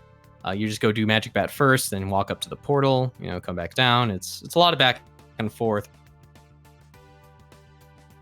While we're retracing some steps, I want to put out there that there is going to be another race later on tonight on GoMo Podcast at 9 p.m. Eastern between our Restreamer, YeOldFartGamer, and Carlson32. Both great players looking to get a lot out of the Mentor Tournament, doing their Week 5 match. I'm not going to miss it. Yeah, unfortunately, I probably will since I work early in the morning tomorrow. It's going to be a little bit late. I might tune in for the first bit of it, but if it turns into a long one, I might have to peace out. Work. Oh, that work. Getting in the way of our randomizer. What is it doing? You know, sometimes you never know when you're gonna have to pay King Zora. You got to make sure your pockets are full. Yeah, and okay, there we see after that after the Eastern dip, we see the Ice Palace play from Thorneto here. Especially put off long enough. It's time to dive. Well, and with flippers finally being pulled from Magic Pet 2, it's now on Logic. And well, Thorneto got those flippers, 20 minutes ago. Yeah, Ice Palace has been in Logic for quite some time for Thorneto.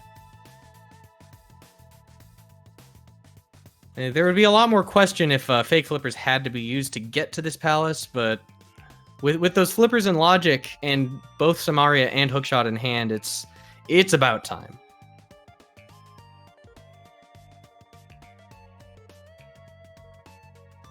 So I'm guessing we're about to see the trick that is going to split our commentators for certain. The icebreaker trick with the Samaria, where you use Samaria to, in a sense, extend the door state and make the game think that you're obstructed in a door. And when the game thinks you're obstructed, it says, hey, we're just going to let you walk straight out of the door and ignore all barriers in front of you. So what happens is you end up being allowed to just walk through the wall. I know that it is the trick that when I saw it got me into racing this game. Yeah, I don't dislike Icebreaker. I just resent it. It's a personal preference. I just like playing the game better according to its own rules. It's kind of a weird choice, especially if I decide I want to race people. But it saves a lot of time, and every time I have to do Ice Palace, I know I'm going to be losing that time because it's not hard to learn and it's incredibly useful. It lets you do all the checks first instead of all the checks last. Usually the vanilla logic for the dungeons is it puts the big key in the most out of the way chest to sort of force you to go through the entire dungeon to get to it. Ooh, and we see Thorneto running out of magic, can't actually use the cane. He might have to do the Ice Palace bomb jump now, which is a very consistent method of getting through Ice Palace, but it takes a bit longer. I'm almost I haven't been paying attention to our prize packs. It's possible that these might drop some magic. Yeah, it looks like Thorneto's going to have to forego that icebreaker, which is a little unfortunate because, as I was saying, that chest on the other side of that wall there, that's where the big key usually is. So that's usually the last chest that you logically get in Ice Palace vanilla, disregarding the big chest. But being able to check that, there's a chest right on the level right below it. 2 more screen transitions, I believe, and you've got another chest. It's just leagues more efficient in terms of routing. Otherwise, you have to go through all of these rooms, all of which contain notably 0 chests. GrimLegend picking up some potions, probably getting to that same point of having to do Ice Palace.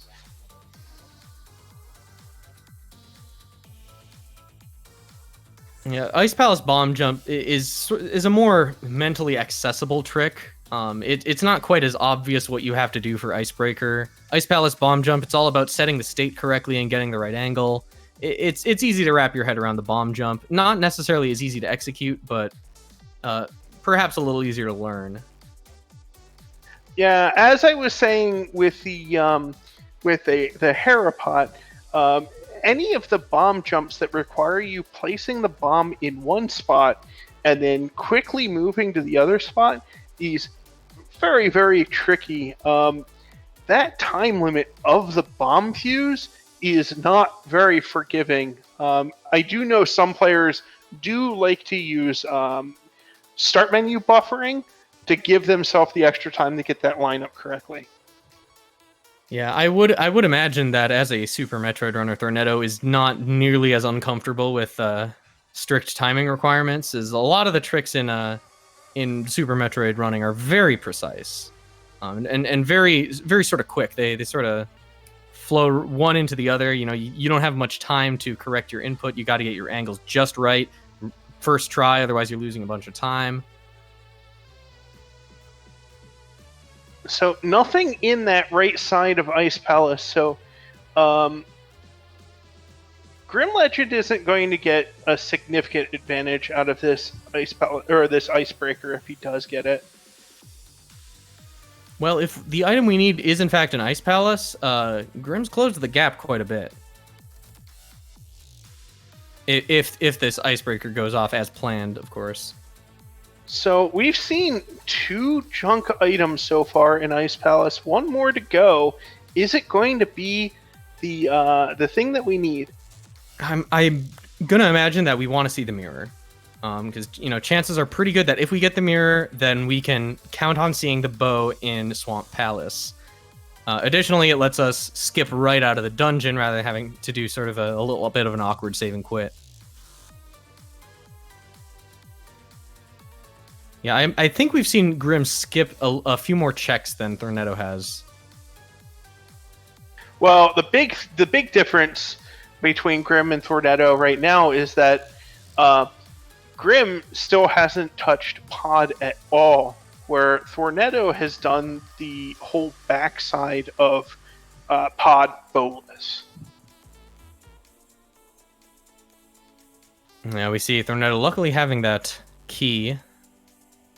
So the Ice Palace is not Samaria locked, I think, because I think we've seen enough of the dungeon to know that we did have to go around to this area. We do need to keep an eye on that magic bar, so we'll probably not see the cane used here because you can just push that block.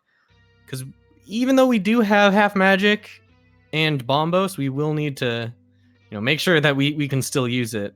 If you're not careful, you can leave yourself without enough magic to start the boss fight and have to shamefully crawl back down the entire dungeon again.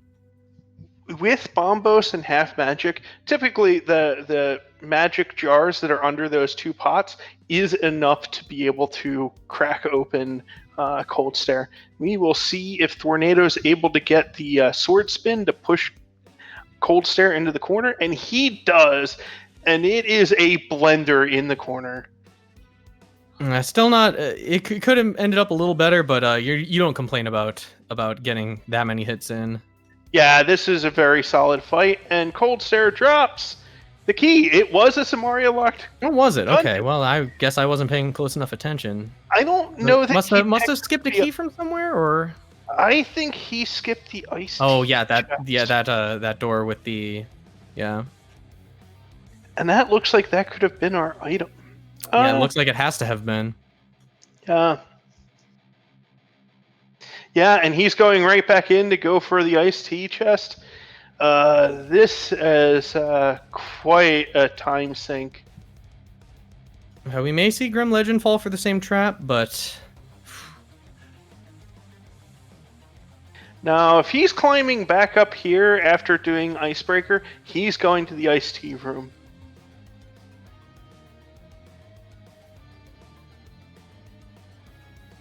Yeah, skipping the iced tea chest is an interesting gamble.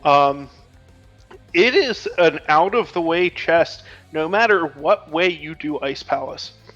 Well, depending on how you do it, sometimes you're sort of forced to go that way if you don't do the bomb jump. But I guess only I would know that. And there's our progression. It's the mirror and iced tea chest. And GrimLegend picks it up first and uses that mirror to get out and not fight Cold Stare. So now we gotta hope. If we're rooting for Thorneto, now we gotta hope for head bow.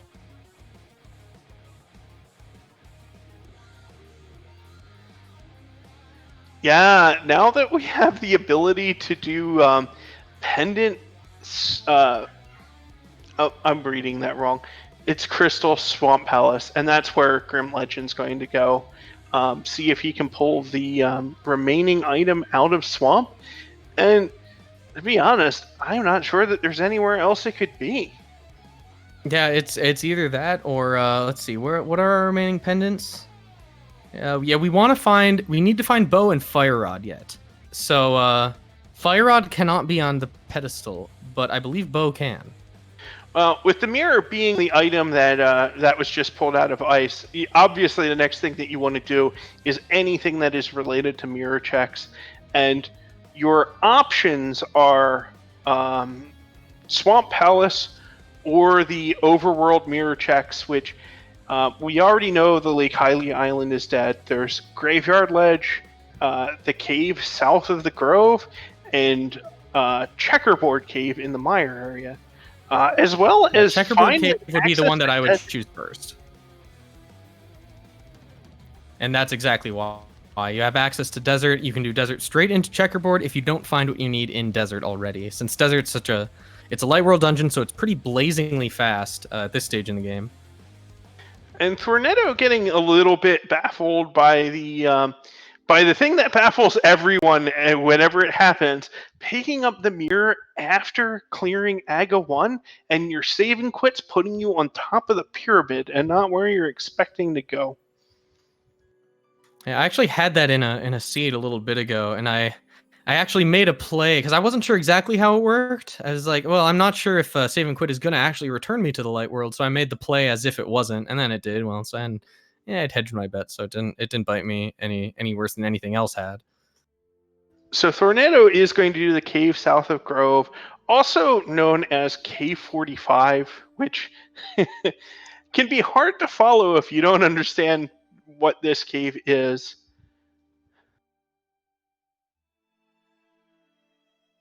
Yeah, just a blue rupee. I'm a little baffled by not checking swamp.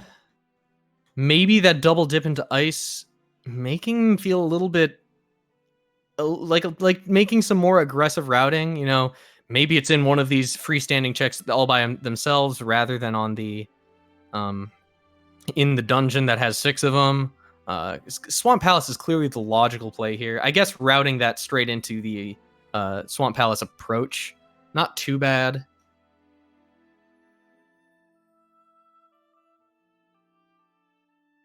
Yeah, I'm actually surprised that neither of our runners have decided to do desert now that we finally have the backdoor entrance requirements for getting in there. On Grimm's side, I think it makes a little bit more sense. In the absence of, since you know you have to find Fire Rod, you'd rather do Swamp first. See if you find the Fire Rod there. That makes the landmost fight quicker. It's not as big of an issue for Thorneto since we've got Tempered Sword over there. But with Master Sword, you'd like to save a little bit of extra time, so you may as well just do Swamp first. So GrimLegend doing left side swamp with a trick that's known as Diver Down. So there's a couple of weird parts to this. So Swamp Palace left side is designed to be irritating. You get a switch that lets you drop the blue bars, and it lets you move between those two rooms quickly. The problem is, if you leave that switch down, it blocks you from access to one of the chests all the way on the left side. So you need to leave the blue posts up. The way we get around that is we drop a bomb on the crystal and leave as the crystal is being hit, and that delays the switch from being hit until the next time we're in the room. On top of that, we use the lever to flood the key intentionally. We make our trick with the bombed switch activated, and then we use either a bomb or Samaria to clip through the rail and jump into the water. So, interesting thing about the Swamp Palace water, it only actually is water around where the stairs are. If you jump down somewhere that's not the stairs, you just stand on the water. We use that to run up, grab the key. When we enter the key room, the bomb hits the switch and allows us to get both chests on the left side.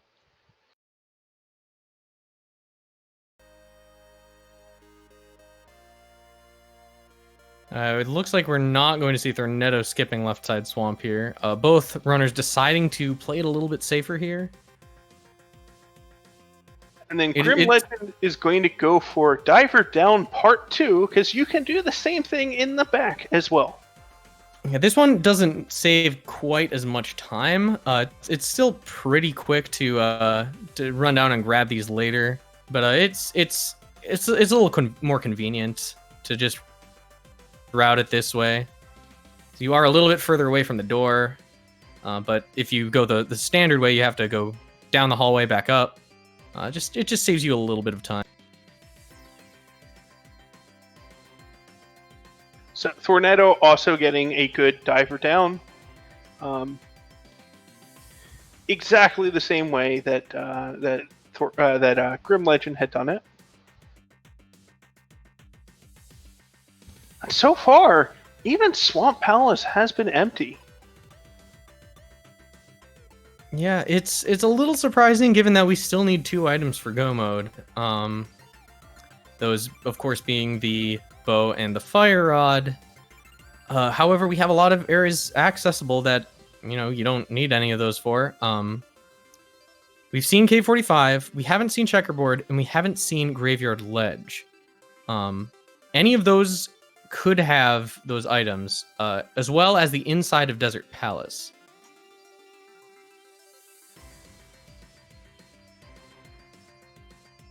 And there's also the possibility of the pedestal having our logical first bow, though I would imagine that both runners would be hoping that's not the case.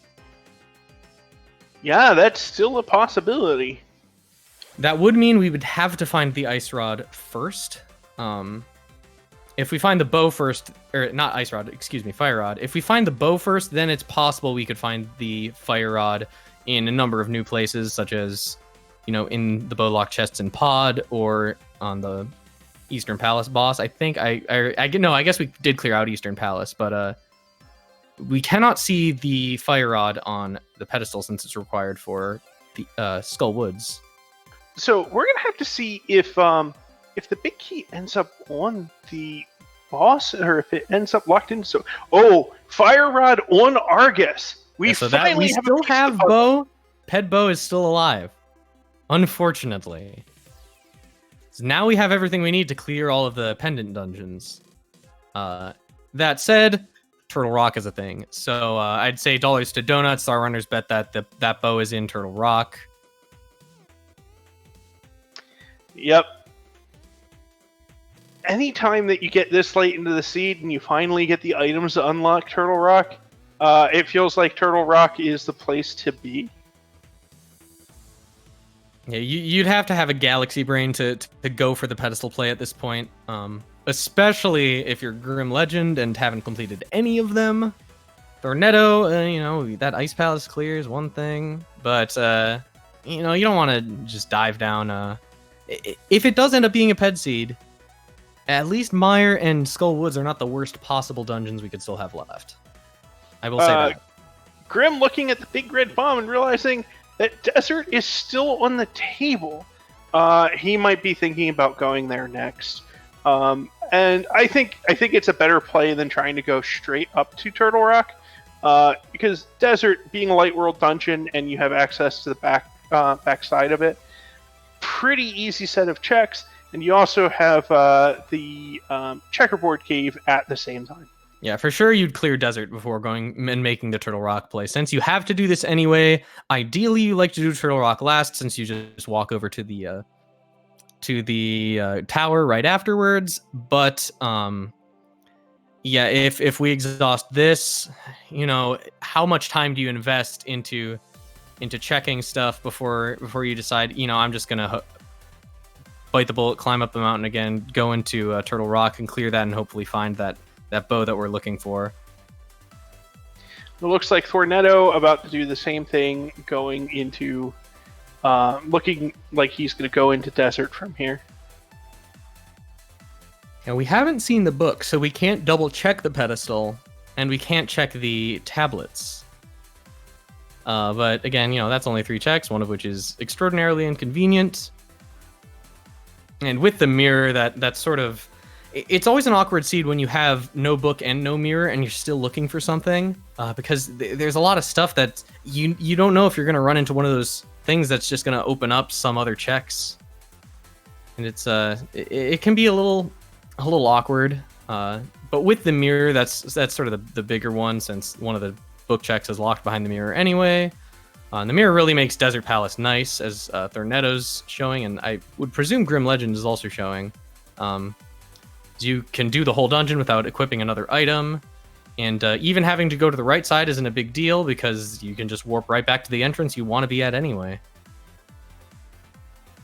So it looks like GrimLegend right now on our screens is slightly ahead of Thorneto in Desert, but still the big thing in the back of my mind is that Thorneto has already done a significant portion of Palace of Darkness, which is a crystal, and GrimLegend has not, meaning I still give a slight edge to Thorneto at this point. And yeah, Thorneto, if we end up finding that bow in Turtle Rock, then the quick 1-2 punch into Eastern Palace and Pod is going to be that much quicker for Thorneto. Just going through the bow locked side,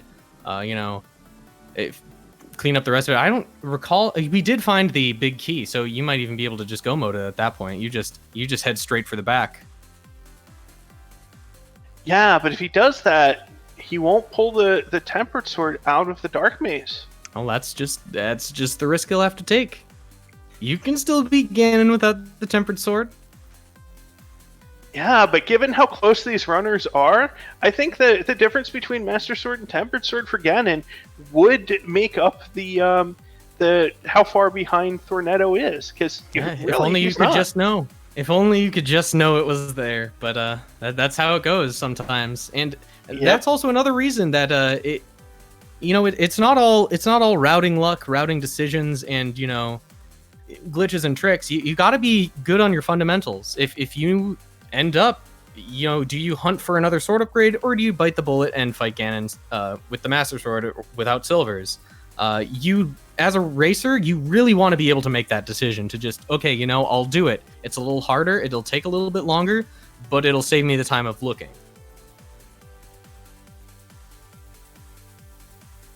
We got a note in chat that Silverless is looking more likely, and you would think that with both bows buried so deeply, but one of the interesting things is if you end up with bow go mode, there's a very good chance that the second bow gets picked up along the way, just in the basement of Ganon's tower. So I wouldn't take Silverless, or I wouldn't take Silver's Ganon off the table quite yet. I mean, you can never really take it off the table. The bow is required to make the Ganon's Tower climb, which means that you can always have the silvers in one of the 4 chests after the climb has been started. Because the only thing that prevents the bow from not being strictly necessary, other than the logical requirement to defeat Ganon with the silvers, which makes the silvers always logically available, is the 2 rooms with mimics on the GT Tower climb. GT climb. Again, it's Tower's Tower. Other than that, you don't need the bow necessarily to complete the game outside of a few dungeons.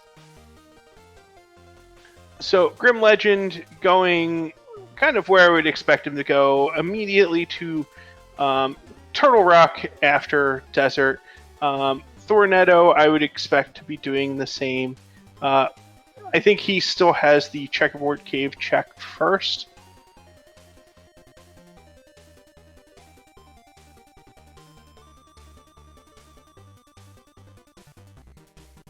Yeah, so at this rate, unless, we see our bow on, say, Graveyard Ledge, and Thorneto decides to check it first, then Thorneto could pull ahead. But at this point, it looks like GrimLegend has a pretty firmly established lead, being the first to go up into...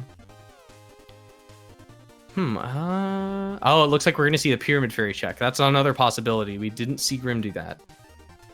Yeah. So Grim making the slightly more aggressive play of just going straight down into Turtle Rock. It's only slightly more aggressive since you're really counting that you're spending the time on the extra mountain climb If you find the bow not in Turtle Rock, then you can save that climb and do Eastern and Pod first. But in the event that you clear out the rest of these checks that Thorneto may well be doing, and you still don't find the bow, well, then you got to go up and do that climb anyway. So sort of banking on the pretty good bet by the numbers of it being in Turtle Rock here.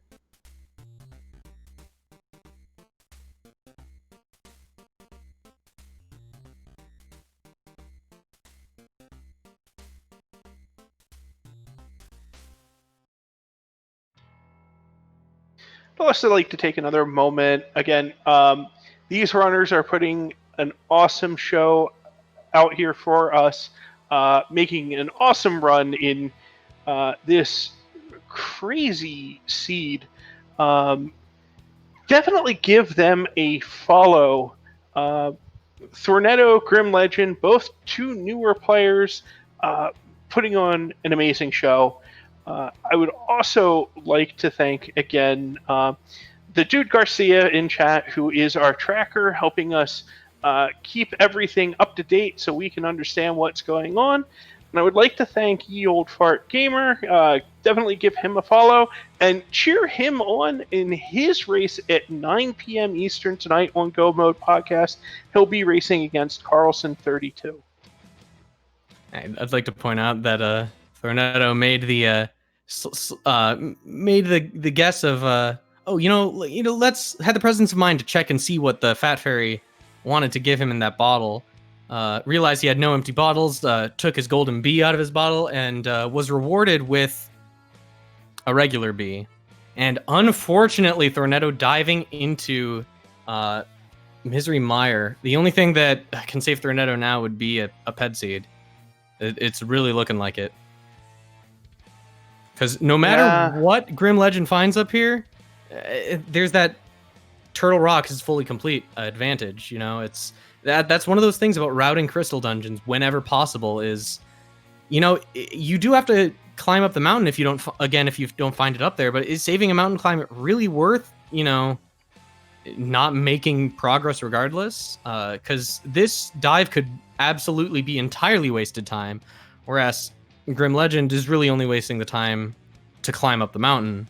All of Turtle Rock has to be done anyway, so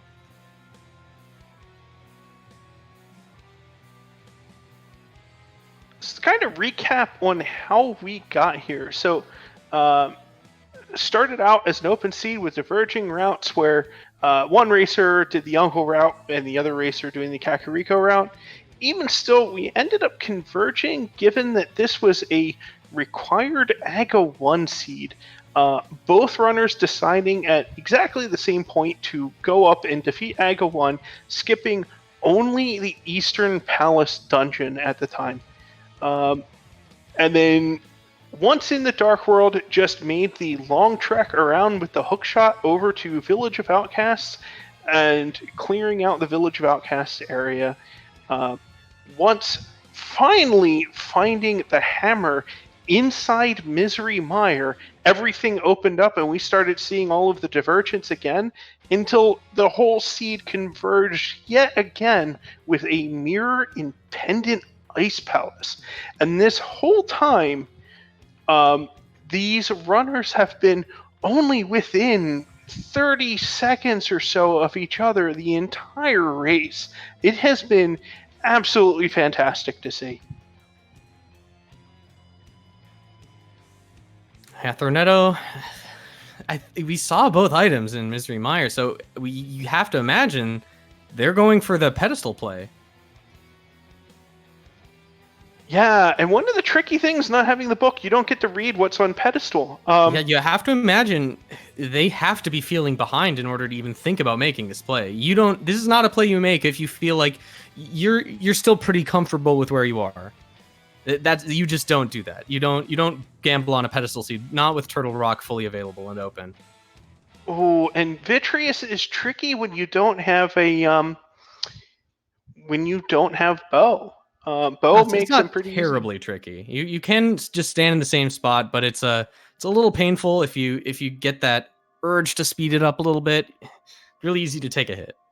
And Bo is in Laser Bridge in Turtle Rock. That sounds familiar. Very Where much have we so. seen that before? It's like deja vu all over again. And again. Yeah, and again, this is why it's such a questionable decision to not simply go up to Turtle Rock. Oh, Because and it looks like GrimLegend got himself stuck in the doorway in... ooh, did we see the safety exit? Oh, he got himself out.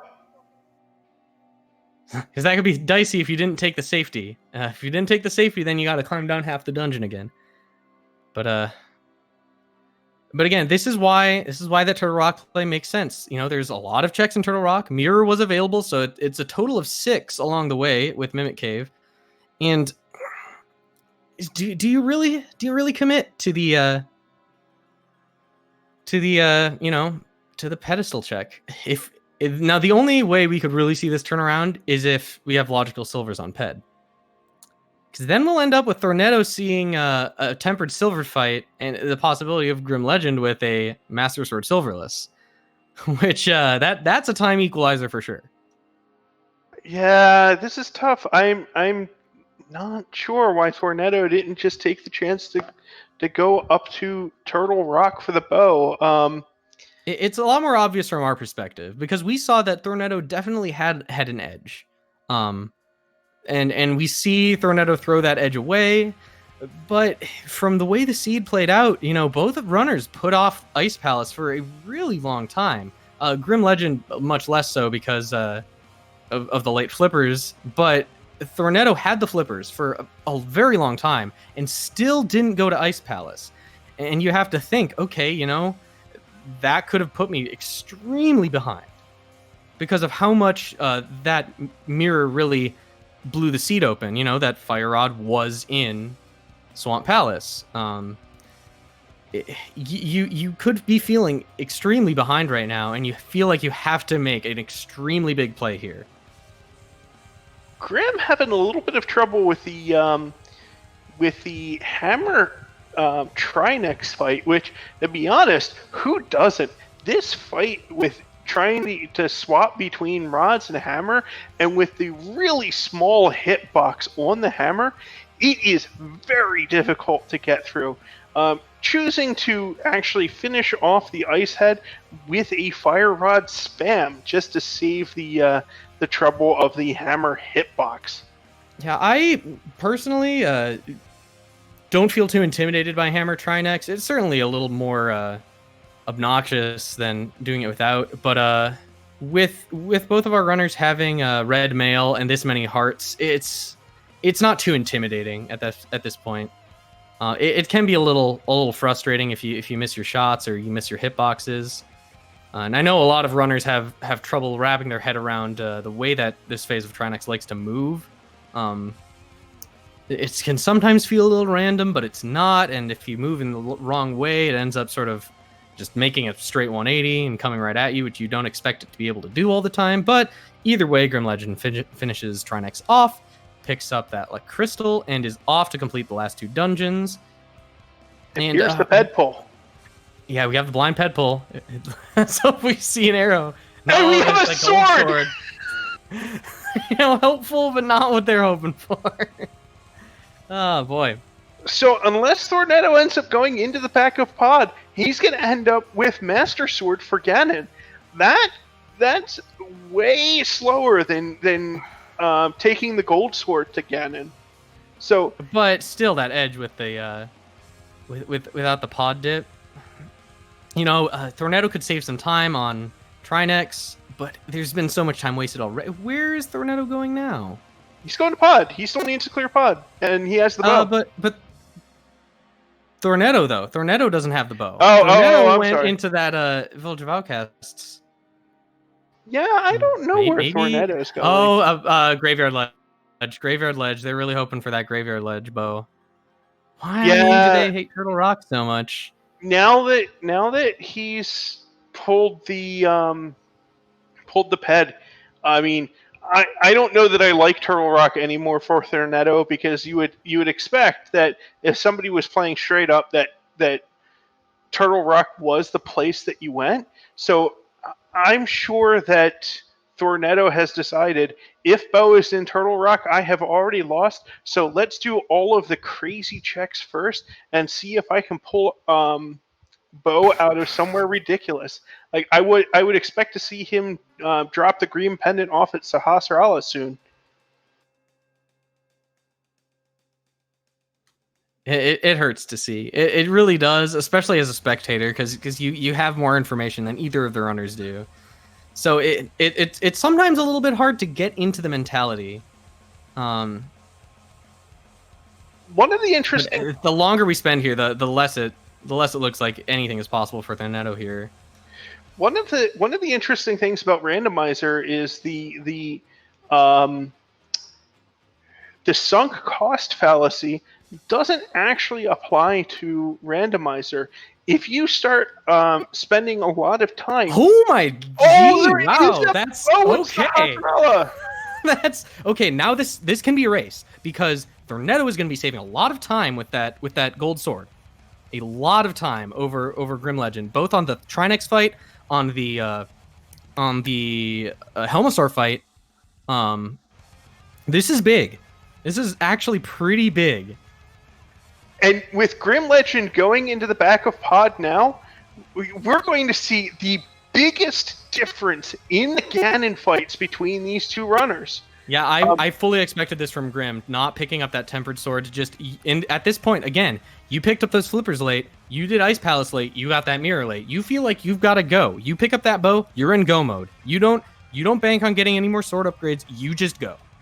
And Thorneto, with putting off Ice Palace that long, probably felt enough of the deficit that you got to make those really big plays. And it, for once, paying off. Do not try this at home. It never works.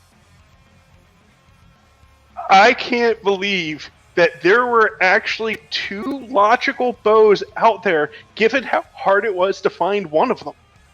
Well, you got one buried at the bottom of Turtle Rock and one behind the green pendant, which was behind Mirror in Pendant Ice, and at the bottom of behind the Fire Rod after Crystal Swamp Palace. They're both pretty buried. They're both Fire Rod locked, and with Fire Rod being one of the last items that we picked up, it makes sense. It's just very, very interesting that a seed would actually put both of them in a location that can be picked up after Fire Rod. Normally, a seed like this puts one of them buried in Ganon's tower. Yeah, it is a little strange to see Thorneto doing these checks in the first place. Oh, I guess we haven't seen the big key. I thought the big chest was where we found something. I might be, again, confusing this with the race this morning, where we definitely found something important in that big key chest. The way that Thorneto routed, Thorneto didn't check the two basement chests. So he didn't look at the vanilla big key chest, and he didn't look at the Stalfos basement chest. So he did Grim, look at the Stalfos basement chest. Big key Grim is picking just up the crystal. This is still looking grim for Thorneto, if you pardon the pun, but it's possible with that bow pickup. I don't know. The difference between Gold Sword Silver Ganon versus Master Sword Silverless Ganon. I fully expect that Grim is going to come out of Ganon's tower first, but I don't know that we can know who's going to be in the lead until we have Bacon. This is again. There could be if Thorneto slips any further behind, it becomes dicey. Thorneto's really got to execute here. If we've got good execution on Thorneto's side, then this race is very winnable. So for anybody in chat who's really confused about what we're talking about, so we got to the point in which the only thing left for the seed for go mode was bow, so that we could clear Eastern and Pod. Thorneto chose a route of deciding to do all of the pendant dungeons in blindfold Ped and do Sahasrara. Ped had Gold Sword, and Sahasrara had a bow. Oh, I'm sorry. Thorneto's not. Thorneto might get silvers. It depends on if he does laser bridge. He Yeah, probably. that's true. Yeah, might skip Um, it. Though in Thorneto's mind, perhaps GrimLegend had to do all of the same things for vanilla, or for logical first bow, because Thorneto doesn't know the other bow is in Turtle Rock. So if Thorneto sees that bow in Turtle Rock, they might be thinking, "Oh no." If they don't see it, it's maybe a little more reasonable to think maybe your opponent had to take that time too. It certainly doesn't feel good to do the ped pull and find not the bow there, but knowing that the green pendant was the one that was the hardest to complete makes that feel a little. I don't know. It's really hard to get in the head of these runners here. I gotta be honest. I think this is the first time I have seen a seed where bow was the go mode item, and both runners pulled a different logically available bow. Yeah, I mean, with the change to bow, not too recently, but within the last couple years or so, it used to be that silvers were an item and bow was an item, and you could pick up the silvers, but they do you no good before you found the bow. And I think in V30 or something, maybe V31, they updated it so that the bows were progressive, which actually changes the logic of the game quite a bit, and it allows for things like this to happen.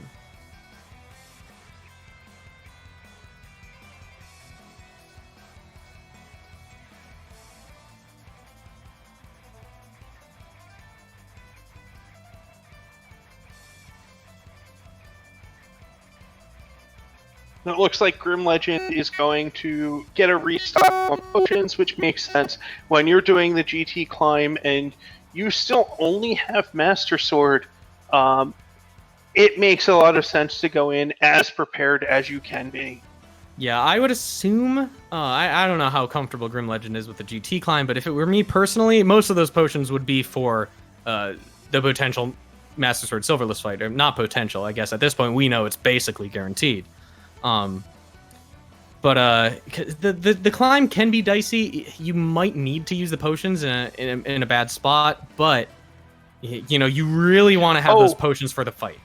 By the way, we have a GT Big Key guessing game. Now that GrimLegend is heading up there, there are 22 locations in the GT basement where a big key can be. If you would put your guesses in as to what number, chest, or check you think the big key is going to be, and the winner gets very snazzy internet points and our love and affection.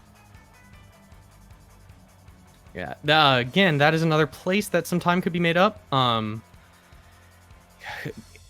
Like I mentioned, if Thorneto ends up seeing the silvers, realizing that GrimLegend could have gotten that bow first, that would be a prime time to pull out my favorite Ganon's Tower strategy of doing tile room early. Chat pointing out that saying Thorneto is about 5 minutes behind Grim.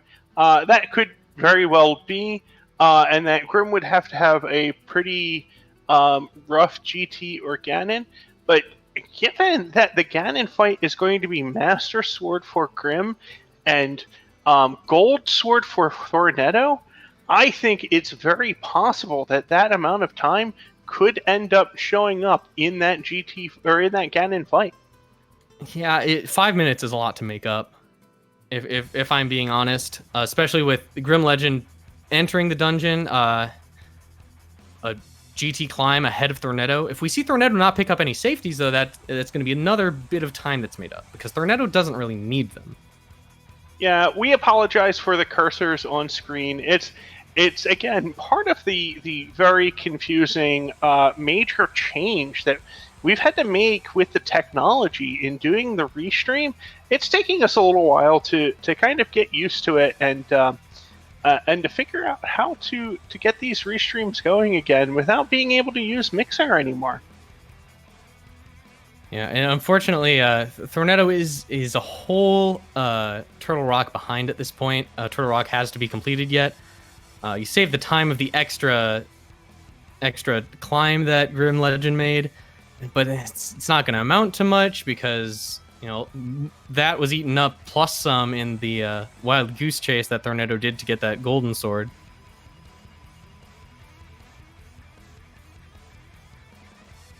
An unfortunately quick and it looks GT like key. Big Key was in number 6, if I counted that correctly. Now we had the 2 in Hope Room, the 1 on Torch, and then the 3rd chest in Dark Magician Room. So I believe that is the 6th chest. And congratulations to Oro with both the runner of the game and happening to get the right guess as well. And chat is calling rigged, and I'm going to abstain from that one. Yeah, that doesn't bode well for Thorneto, because now really no amount of aggressive GT routing is going to pay off. That room being a very frequently early checked one. It's not really likely that you're going to see that room check before that. Really, the only way would be if we see hard Dark Magician routing, foregoing those Hope Room chests, but even that's not a huge time save at this point. So it's really going to all come down to that Ganon fight, and Thorneto's execution has to be on point.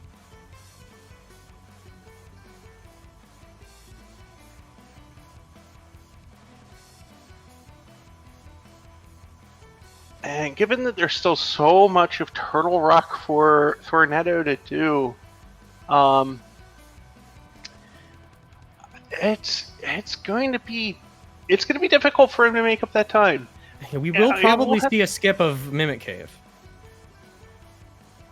That's going to be some. It's something. It's something to hang on to.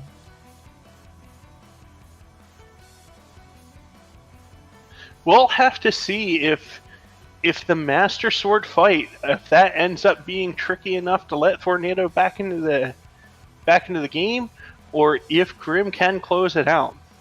Yeah, with the half magic, 17 hearts, and red mail, it's really down to the runner's comfort level. That's not a loadout where I'd be extremely worried about it. It would just be, you got to be a little careful. I loaded up on potions. I should be fine as long as I don't make any major mistakes. But if it's something that the runner hasn't done a lot before, or even at all, which it'll be a little surprising at this stage in the tournament,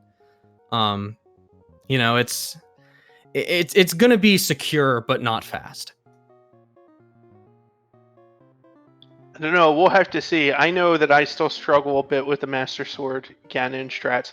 So part of why we're talking so much about Master Sword Ganon strats is Ganon will only take damage from the Master Sword with spin strikes, which makes getting hits on him, particularly in phase 1 and 2, very slow. You have to get 12 spin strikes in on him in each phase, where Thorneto is only going to need to get in 6 slashes per phase. And then when we get to the silverless part, where you have to again do timed spin slashes when Ganon is teleporting back and forth, GrimLegend is going to have to do twice the number of spin slashes and than Thorneto is going to have to do. It's a big time difference, but we do have a lot of time to make up, and we also have a lot of technical issues happening right here. So perhaps we're seeing some illegal glitch execution here. I would doubt that. I think our runners are honorable enough for that. But if you'll bear with us, we have a slightly stretched laser bridge coming up for Thorneto here. Yeah, I think it's just we're working through a couple things still with the restreaming. We see Thorneto checking laser bridge. This is big. Those silvers are coming up. Yeah, it looks like neither of the runners are actually affected, and I believe that was Thorneto picking up his silvers. Yes, so Thorneto is going to have a very fast Ganon fight compared to GrimLegend. And Grim doing something that I have never seen before. In that torch room with all of the gaps and the falling tiles, he does a dash bonk to bonk up to the top part of that bridge. That was scary. Thorneto not knew you could picking do up that. Thorneto foregoing that full magic refill before the boss. I don't know if that was intentional or not, but even with half magic, this could be a little dicey. With Gold Sword, it's a little nicer. You only need to cast the rods twice with Gold Sword. Yeah, I mean, I think I'd still think about picking it up. It's almost no time. Nah, he gets through it easy. Half magic, still having half of a bar of magic, having Gold Sword. You really don't need a whole lot of magic. I wouldn't worry about it for the fight, but you know, it's nice to not have to think about maybe having to get some more later. Well, finishing the boss fight refills your magic. We could see some falls on Moldorm 2 here. And that could equalize some time. Ooh, we see one fall. Oh yeah. So Moldorm 2 with a hammer, again, very tricky. As I was saying before, where Moldorm gets kind of very hard to predict as he hits the edges, Moldorm 2 has an arena specifically designed to give him more edges to make him more unpredictable. And Grim is having some trouble with that for sure. We could see this be a lot easier for Thorneto since Thorneto is not stuck to those hammer strats. So again, it's a lot of time to make up. I'll be real. This is a lot of time to make up. GrimLegend almost done with the GT climb as Thorneto just starts. Again, we could see a little bit of time made up with standard Dark Magician strat, which is going that Stalfos room right away, and only then resorting to the Hope room and right side. As GrimLegend finishes that Moldorm 2 fight, Thorneto's going to have a ripper Ganon's Tower climb. GrimLegend a little upset that now Master Sword Silverless is a reality, yeah. So I get that hint, but it's going to be a little too late. So Thorneto entering Ganon's Tower 8 minutes behind his opponent. So he has to find a way to make up 8 minutes. And with... Oh, no, and he's going right side. He's taking the gamble. This might be the nail in the coffin.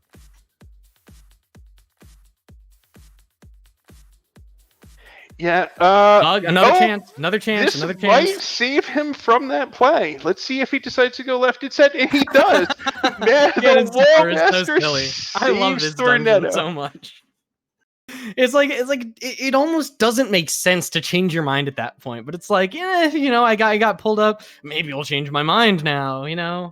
It's such a goofy dungeon. There's so much that goes into routing it. How many keys you have at a given point, because you need one on the climb. You see that will end up with Thorneto spending one extra key. So he will need to. He leaves now. He doesn't hope to get another key. All that saves you is the time spent killing the mini Helma. As GrimLegend is beginning the Ganon fight. This is the moment of truth. We get to see how comfortable Grim is with that Master Sword Silverless, which is a daunting task. It's a daunting task unless you ground it into smithereens. You really have to be comfortable to be completely confident with this. We normally get to the meme of talking about how many Ganon falls it takes for the other runner to catch up at this point. In this case, it's not a meme. With the gear that Grim has, this is a much more challenging fight than what Thorneto is going to have. So if this ends up getting too tricky for Grim, Thorneto would actually have a chance to catch up. We'll see how Grim does with this Ganon fight. Getting a couple of nice double hits in there. Already at the second phase, not too shabby. This second phase is kind of the sneakiest one if you want to do it fast. We see the cape strats here.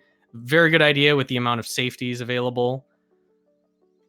So I'm going to assume he has 2 blue potions at this point to be able to get this. And right now he can take 2 hits in this phase, I believe. 2 more hits from those fire bats. Yeah, and with those safeties, Yeah, this is a red potion and a blue potion is what we've got left here. This phase 2, I think, is the most challenging phase out of all of them with Master Sword. The silverless spins is not as challenging, just very time consuming. Yeah, it's really tempting to go for some of those in those unfavorable positions, but on to phase 3. This is looking very bad for Thorneto. Thorneto will almost certainly need a fall at this point. Though, again, with that fourth phase with silverless, it's tricky. It's going to come down to if Grim can get the torch glitch. The torch glitch is when you light the first torch in this fight before the second torch goes out, and it's a very small time frame to do it. And if you do that, that second torch will stay lit forever. Now, finding out where that light world, that's very descriptive. Possibly wondering where that could possibly be. Oh, and missing the torch glitch. With half magic and another blue potion, it's not a death sentence for this run. But you have to hit him a lot of times, and you only have a certain amount of time. 24 times, I believe, which means if you get 2 hits on him per torch cycle, which is the best he's going to be able to do right now, he's going to have to light those torches 12 times. And this is going to be a very slow fight. I think Thorneto actually has a chance to get back in this without torch glitch. Yeah, I think I had one run where I, instead of committing to Master Sword silverless, I took the hint and went and got the silvers. And that was when I had to do it without half magic and without the torch, or without the lamp. Just because it's at that point you're really banging your head against a wall. If you fail too many times, you got to get more potions anyway. Yeah, it's rough. It's rough if you miss that torch glitch. With the lamp and half magic, it's a little less painful, and we're sitting there at 3 hearts. We've got 1 red potion and 1 blue potion left. And no matter how safe you play this, with missing that torch glitch, especially, the clock is ticking. You've got to get the most out of every one of these lights. It's absolutely critical. And Thorneto coming up on Moldorm 2, which will be taken care of pretty quickly. So if we see some spaghetti here on GrimLegend's side, this is getting pretty spicy. That's what I'll say. Moldorm 2 will not be as big of an issue. Hopefully, no. We see a fall. It's a little bit embarrassing with Gold Sword, but... And we have to remember, too, these players are very new players, and Master Sword Silverless Ganon is very difficult, especially with missing torch glitch. This is going to be a very tricky one for Grim to finish out, and I think Thorneto is getting exactly what he needs to catch back up in this race. This is going to be extremely close, and we aren't going to know who wins until Ganon falls. Because a lot of things can happen still on GrimLegend's side. GrimLegend's still ahead, strictly speaking ahead, but with a fall, some impatience maybe, because Thorneto's Ganon fight is going to be a formality. As much of a formality as Ganon gets, you're missing 2 heart containers. You got the silvers, you got the gold sword. It's as easy as it gets. It's going to be over in a few minutes. Jawsome Sauce in chat saying, I'm so nervous watching this. So am I. This is terrifying, and we're getting towards the end of the magic that GrimLegend has, given that he just used his last blue potion. He's still using Fire Rod on the torches. Is he going to be able to complete the rest of these swings with the magic that he has? He's slowly whittling Ganon down. Is he going to get him in time? Thorneto just finished Aga 2 and is moving on to Ganon himself, which with much better equipment. Still being pretty consistent with those spins. This isn't a bad Master Sword Silverless fight by any means. It's a little sketchy on some of the magic usage, but you work with what you've got at this stage in a race. You don't know how far behind you may be. It's Thorneto entering the Ganon fight. Haven't been counting hits on Grim's side. This is close. Resorting to just the lamp. There can't be too many hits left for Grim. You want to play it safe, because if something happens now, you have to start over, and that's curtains. But he doesn't have too much time to play it safe. Thorneto's already on phase 3 and only needs 4 silver hits to finish Ganon once he gets to phase 4. This is an absolutely insane race. There's no two ways about it. This is the craziest race with all the crazy seeds we've seen in this tournament so far. It seems like every restream has had something obnoxious about the seed. This is the craziest race we've seen. We could end up having a tie here too. We'll have to see. We're still not sure which hit is going to be the one that makes Ganon explode on Grim's side. He's got to be close. Another hit still not exploding. And another miss because the torches went out. Perhaps maybe a double? No double. No double on Thorneto's side. Thorneto needing... it's 4 silvers, right? So that would be 2 more hits. 2 more hits and that's it. Oh, the other... He didn't get the torch glitch. Grim might be on the last hit. We don't know. Like, my heart rate is through the roof right now. Another hit, still not exploding. There we go. That's the last hit for Thorneto. That's the last hit for Thorneto. Oh! That's the power of silver arrows. Grim falls! Thorneto is going to take this with the equipment that he found. You hate to see it. I'm thoroughly disappointed in this race with that fall. It really killed it. It would have been nice to see a time so close. Get your GGs in for Thorneto. Holy cow, this race. I'm speechless. I am a little less speechless than I would be if Grim had pulled that off. That was a very look at the amount of magic he had left. It was a very tight Ganon fight, Master Sword Silverless. That is it can't be understated. That is a marathon of a fight. There's so many points where something can go wrong. You know you're on a timer because of that magic bar. You gotta hold it together. And one instant you can get knocked off that edge, and that's exactly what happened. And it's through no fault. I can't fault GrimLegend for that. It's very difficult to stick that fight. Yeah, that is a very, very difficult fight. And at that time, too. At that point, the seed was rough enough that you could still be in it, but even so, you're at 2.25 hours in. It's a very, very hard position to be in. So GrimLegend is going to stick with it, restock up on potions, take another shot at the fight, see if he can get through it. Are we going to be getting an interview here? That's my question. There's some very big things I want to talk about here. Yeah, I'm not sure if we're going to get Thorneto in first or if we're going to wait for both racers to finish and get them both in at the same time. I don't have the word on that yet. Still waiting to hear. Yeah, the official time, by the way, on Thorneto's side is 2:16:35. Not a bad seed considering we had all dungeons. That's a pretty dang respectable time for this seed. How this has gone, there's no shame in a 2:16.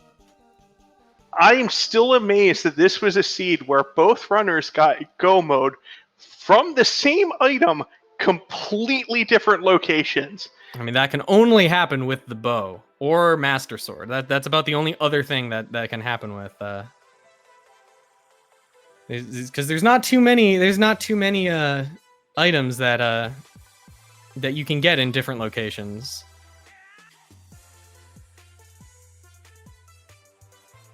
It's really just the bow and the progressive sword, because the only other progressive item is the glove, and well, you always need mitts.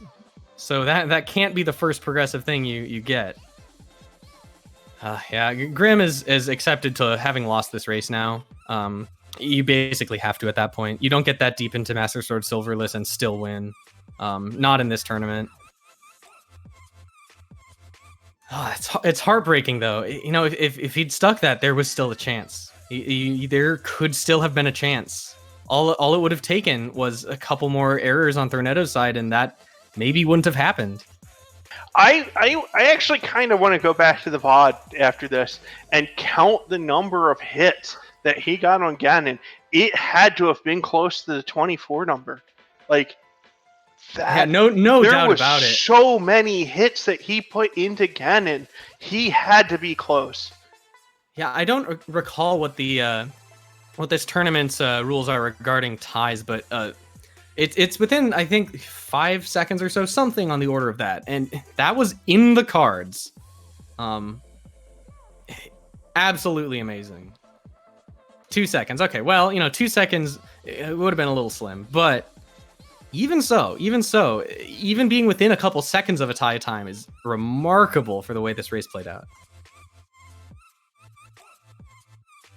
The dude Garcia saying, I guarantee Grim will be practicing Master Sword Silverless after this. I guarantee you I'll be practicing Master Sword Silverless after this. Holy moly.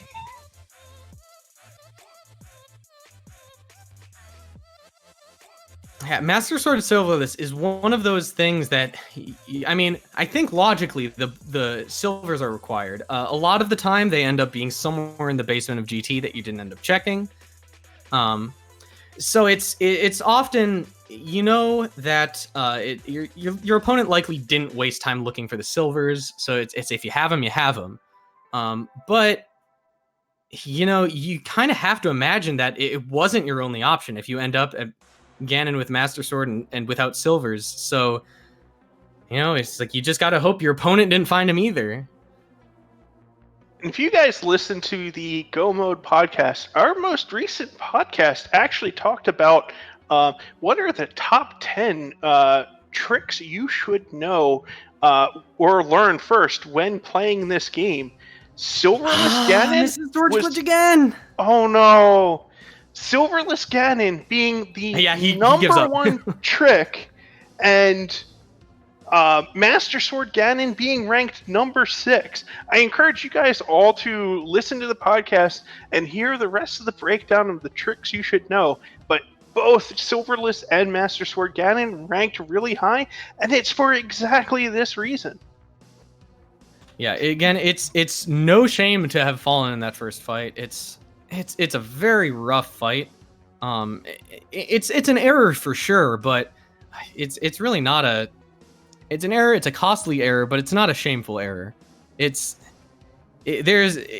may not look as difficult as it is, but in the moment, any one wrong move and you've missed your chance for a couple hits. You've put yourself in a bad position to relight the torch.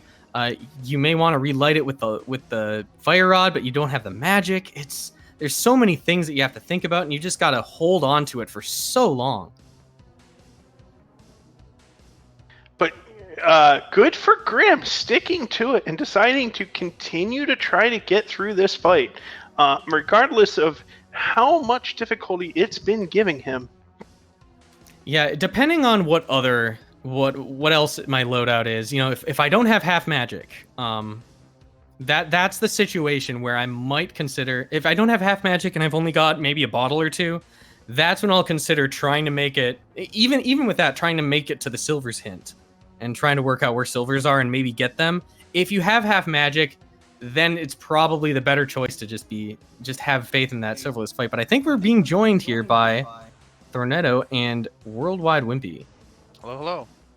GG. What a seed. What a seed. Freaking seed. Have you seen what's going on the other side? Yes, I've been watching since Thorneto basically finished, just to see where he was at. So, yeah. Yeah, Master Sword. Unbelievable. Yeah, he missed the sword upgrade in the back of Pod because of going up to Turtle Rock first. I was questioning that decision on your end. It was looking extremely sad for so long, especially with that blind ped pull. It's like, well, it's nice, but it's not going to make the difference. And then Sahasrahla coming in with the save. Yep. You were still 8 minutes behind going into GT, but man, that gear difference. Yeah, the sword's like, wow. Amazing that pulling ped while losing me time actually gained me time. That's crazy. Yeah, unfortunately, that unfortunate fall at the end of the Grim's fight, it had to be close. Yeah, it just had to be. That was just saying. the thing. When we committed to the ped pull, I was telling Thorneto, I'm like, it's either in Turtle Rock, or if you're not going to do Turtle Rock, we're committing to everything else before Turtle Rock. Yeah. So, ped pull, we're committing to Graveyard Ledge after pulling the ped. So I'm like, if that's what we're doing, we're killing Vitreous first, so that way we can pull the ped at the end of Skullwoods, and then do Graveyard Ledge and turn in the Green Pendant. Yeah, and that's a hard play to make when you're hoping for go mode bow, because dollars to donuts, you're going to be seeing that second bow a lot of the time in GT, because there's nothing preventing it from being up there. It's a really hard read to make, in my opinion. Well, that's what I was saying. I'm like, with progressive bow, more than likely that second bow is going to be in GT, just based upon density. We had 3 items left to find in the pool. Technically, in the overworld, plus 3 more in Turtle Rock, so that's 6. GT has 22. So... Yeah, it was a little rough to see you guys going right side first in Ganon's Tower, the Wallmaster saving you. Yes, he did. Yeah. Because at that point, you're still 8 minutes behind, Grim's already starting that Ganon fight. Yeah. Yeah, that's lucky for sure. That Wallmaster, if he ever grabs me, I just go left, because it's not worth it to run back at that point. Yeah, unless you're really hoping to make that play. Mm-hmm. I always say the seed giveth and the seed taketh. RNGesus tells us what it wants us to do. That Wallmaster was fate and destiny. Now, getting away from that last push a little bit, there's something else that was sort of puzzling us a little bit earlier on in the seed. Why was Ice Palace put off for so long? It was in logic for at least 20 minutes, half an hour before you guys finally decided to go for it.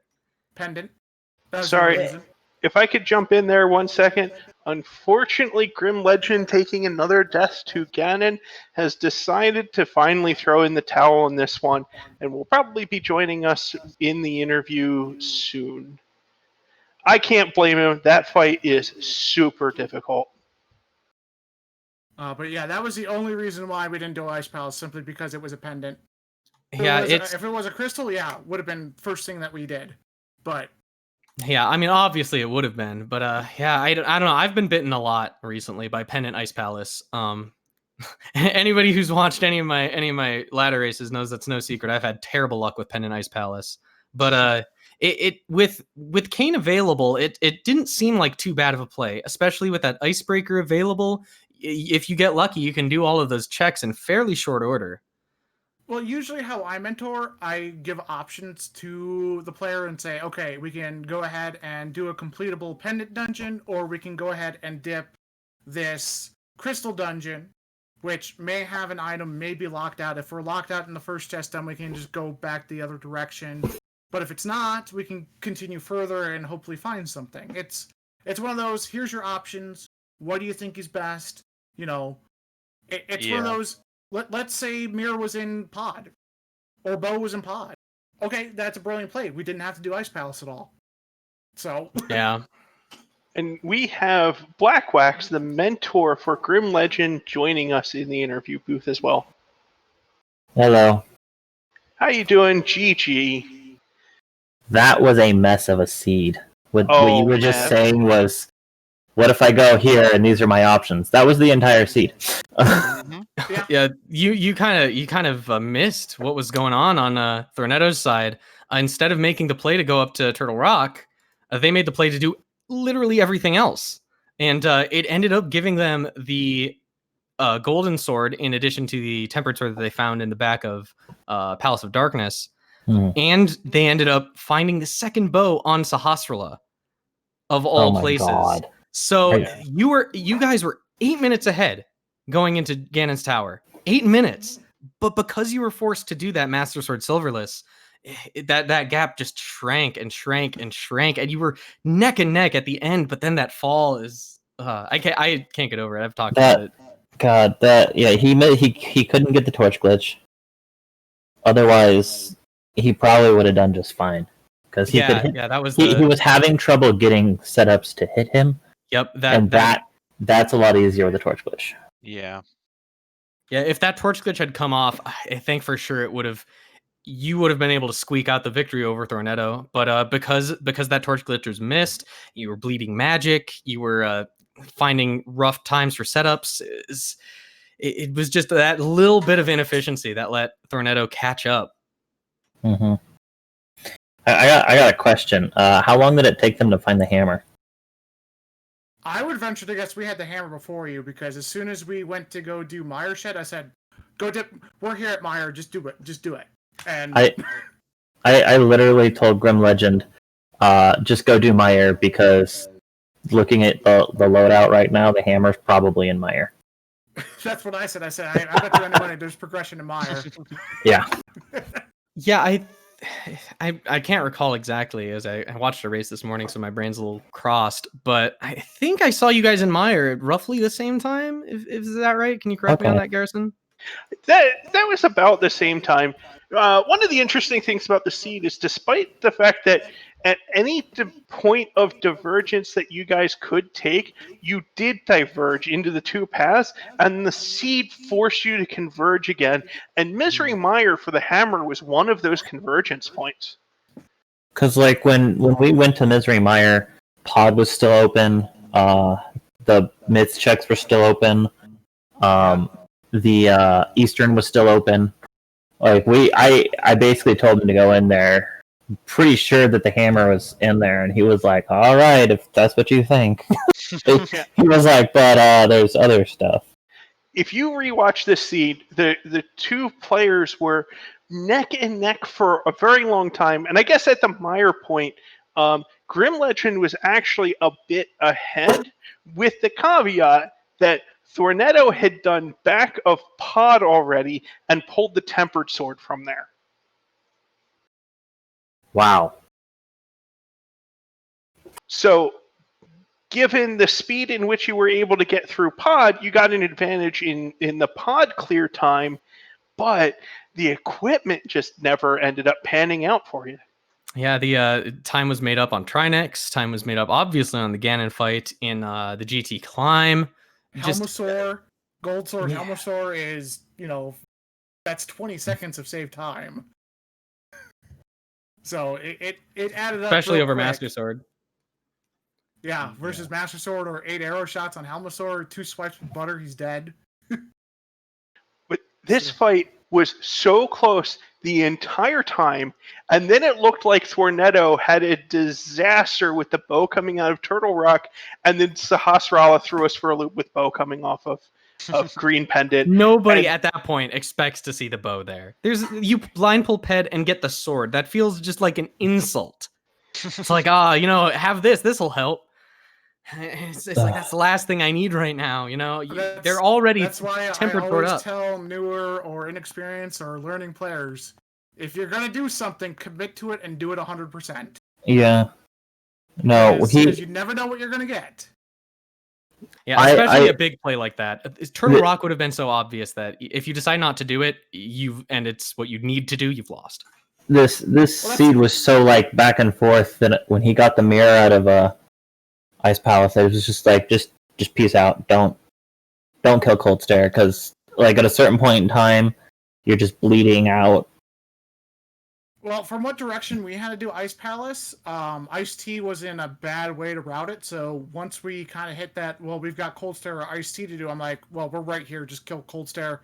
Well, Icebreaker, because he failed the first time in it, so he had a bomb jump. I said, kill Cold Stare. Well, Icebreaker afterward to go get Ice-T if it's not the item. It's really not that much of a loss of time. Just kill him. We'll come back. Yeah, especially with such a hard required dependent dungeon dip. It's an easy way to sort of figure out where your opponent might be. With something like that, it's a really long shot to imagine that they just god routed it way before you.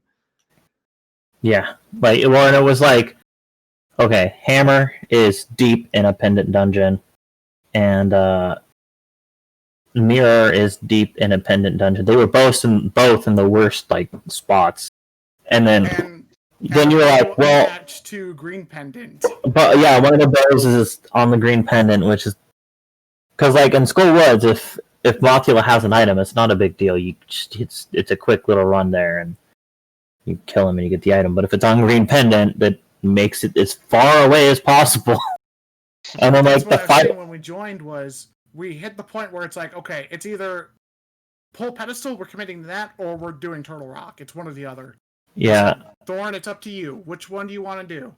Oh, let's go ahead and do Ped. I said, okay. Well, that means we're doing Mire first. We'll pull Ped at finishing Skullwoods. We'll do Graveyard Ledge, and then we'll do Green Pendant. So, I feel like that's a play you make because just once you want it to happen to you, right? You Yeah, want to exactly. make the big brain play for Ped and have it work out for you. I've done that twice. It did work. It did work, yeah. Yeah, it did work. And I've done that. I've done that in the last 2 weeks. I've had 2 seeds that had the Turtle Rock Medallion on Ped with Skullwoods being a pendant. And big brained it and did it. So But that seed was a mess. Wild seed, absolutely crazy. I do have a question for Blackwax, though. I don't know. Were you counting how many Solarless spins GrimLegend got in before he fell? I think he only did like one more. yeah, he was Wow. like 1 or 2 away. Yeah. If he got that one more, I think we would have had a tie on our hands. It would've It been was close. that close. Because he fell approximately 3 or 4 seconds after Thorn walked up the stairs. Yeah. I just remember I called the last hit, the last Silver's hit on Ganon, and then I look over to Grim's side and the screen's fading out, and it's like, oh no, what happened? And my heart, I was watching him get hit by the bat. I saw him fell, and my heart dropped. I knew that was going to be so close. I thought it was going to be a tie because he was so steady with all of those other hits. Yeah, it was. It takes one. Yeah, it just takes one. Like right at the beginning of that fight, 2 of the bats almost knocked him off, and he had like had his sword out, and that was the only reason he was able to stay on. But that one, he like walked up and around, and like as he released the spin, the bat knocked him off. That's what gets you on those. Yeah. That is exactly why that's such a hard fight. It's why it's harder than it looks, honestly, because it's sort of hard to understand that. Okay, you got your sword out, you can sort of walk back up, but if something hits you at the wrong time, at the wrong angle, at the angle that you sort of have to put yourself at sometimes to get those spins in, and it's just there's nothing you can do. That's why I always tell people learning spin strats on Ganon, put yourself around the Triforce carpet. Don't be outside around the torch. If you gotta relight the torch, go ahead and take a breath, let that back come, and then light the torch and reset. Yeah, and that's something that's so hard to do when you're 2 hours and 15 minutes in, and you're thinking, is it possible I still have a chance to win? Yeah. You don't want to. You really don't want to waste time. It's such a hard instinct to kick. You know what's worse? Falling. It's true, but in your head, I've been there. In your head, you're thinking, but what if I'm a god gamer? So we're going to have to wrap up this stream shortly. Before we go, again, good game, and congratulations on the win, Thorneto, and going 3-2 now out of week 5. Do you have any last words to say before we close out this interview? Not really. Just never again on that seed. I don't ever want to think about it again. Fair enough. But yeah, good luck to everyone next week and mentor list, so that'll be interesting. And yeah, it seems to be a common theme that the mentors have been letting the reins off a little bit. We mentioned that earlier in the race this morning, or depending on your time zone, of course. But yeah, I also want to point out that that FF on Grim's side it takes nothing away from the game that he had. It was No, not at all. Yeah. fantastic on both sides. Yeah, GG's. Great race. It was GG. a phenomenal race. So Blackwax, in GrimLegend's stead, do you have any last words for the fans before we close out the interview? Not ones that are appropriate.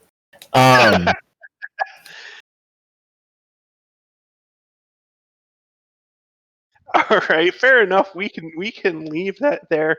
Again, a big thank you to the racers, and this was absolutely an incredible show. Everybody, please follow Thorneto and GrimLegend, and also follow their mentors, WorldwideWimpy and Blackwax. They put on an amazing show. And again, I would like to thank our restreamer, YeOldFartGamer, and our tracker, the Dude Garcia, for helping us out with this stream. Additionally, I just found out that our late stream tonight is getting changed a bit. Instead of running a 9 p.m. race, we have switched over to the 8 p.m. race as the 9 p.m. race got moved. Our 8 p.m. race will be Omega Toysk versus Logix, and that will be getting started in less than an hour. We welcome everybody to join and watch that. That is going to be really exciting as well. Sure will be. I'd like to take a moment here now to thank Garrison here. It was a fantastic race to commentate. Give him a follow, and hang tight. We're gonna be back with that race. And thank you, Ezmar. It's been a pleasure to cast with you, as always. And I would love to do this again.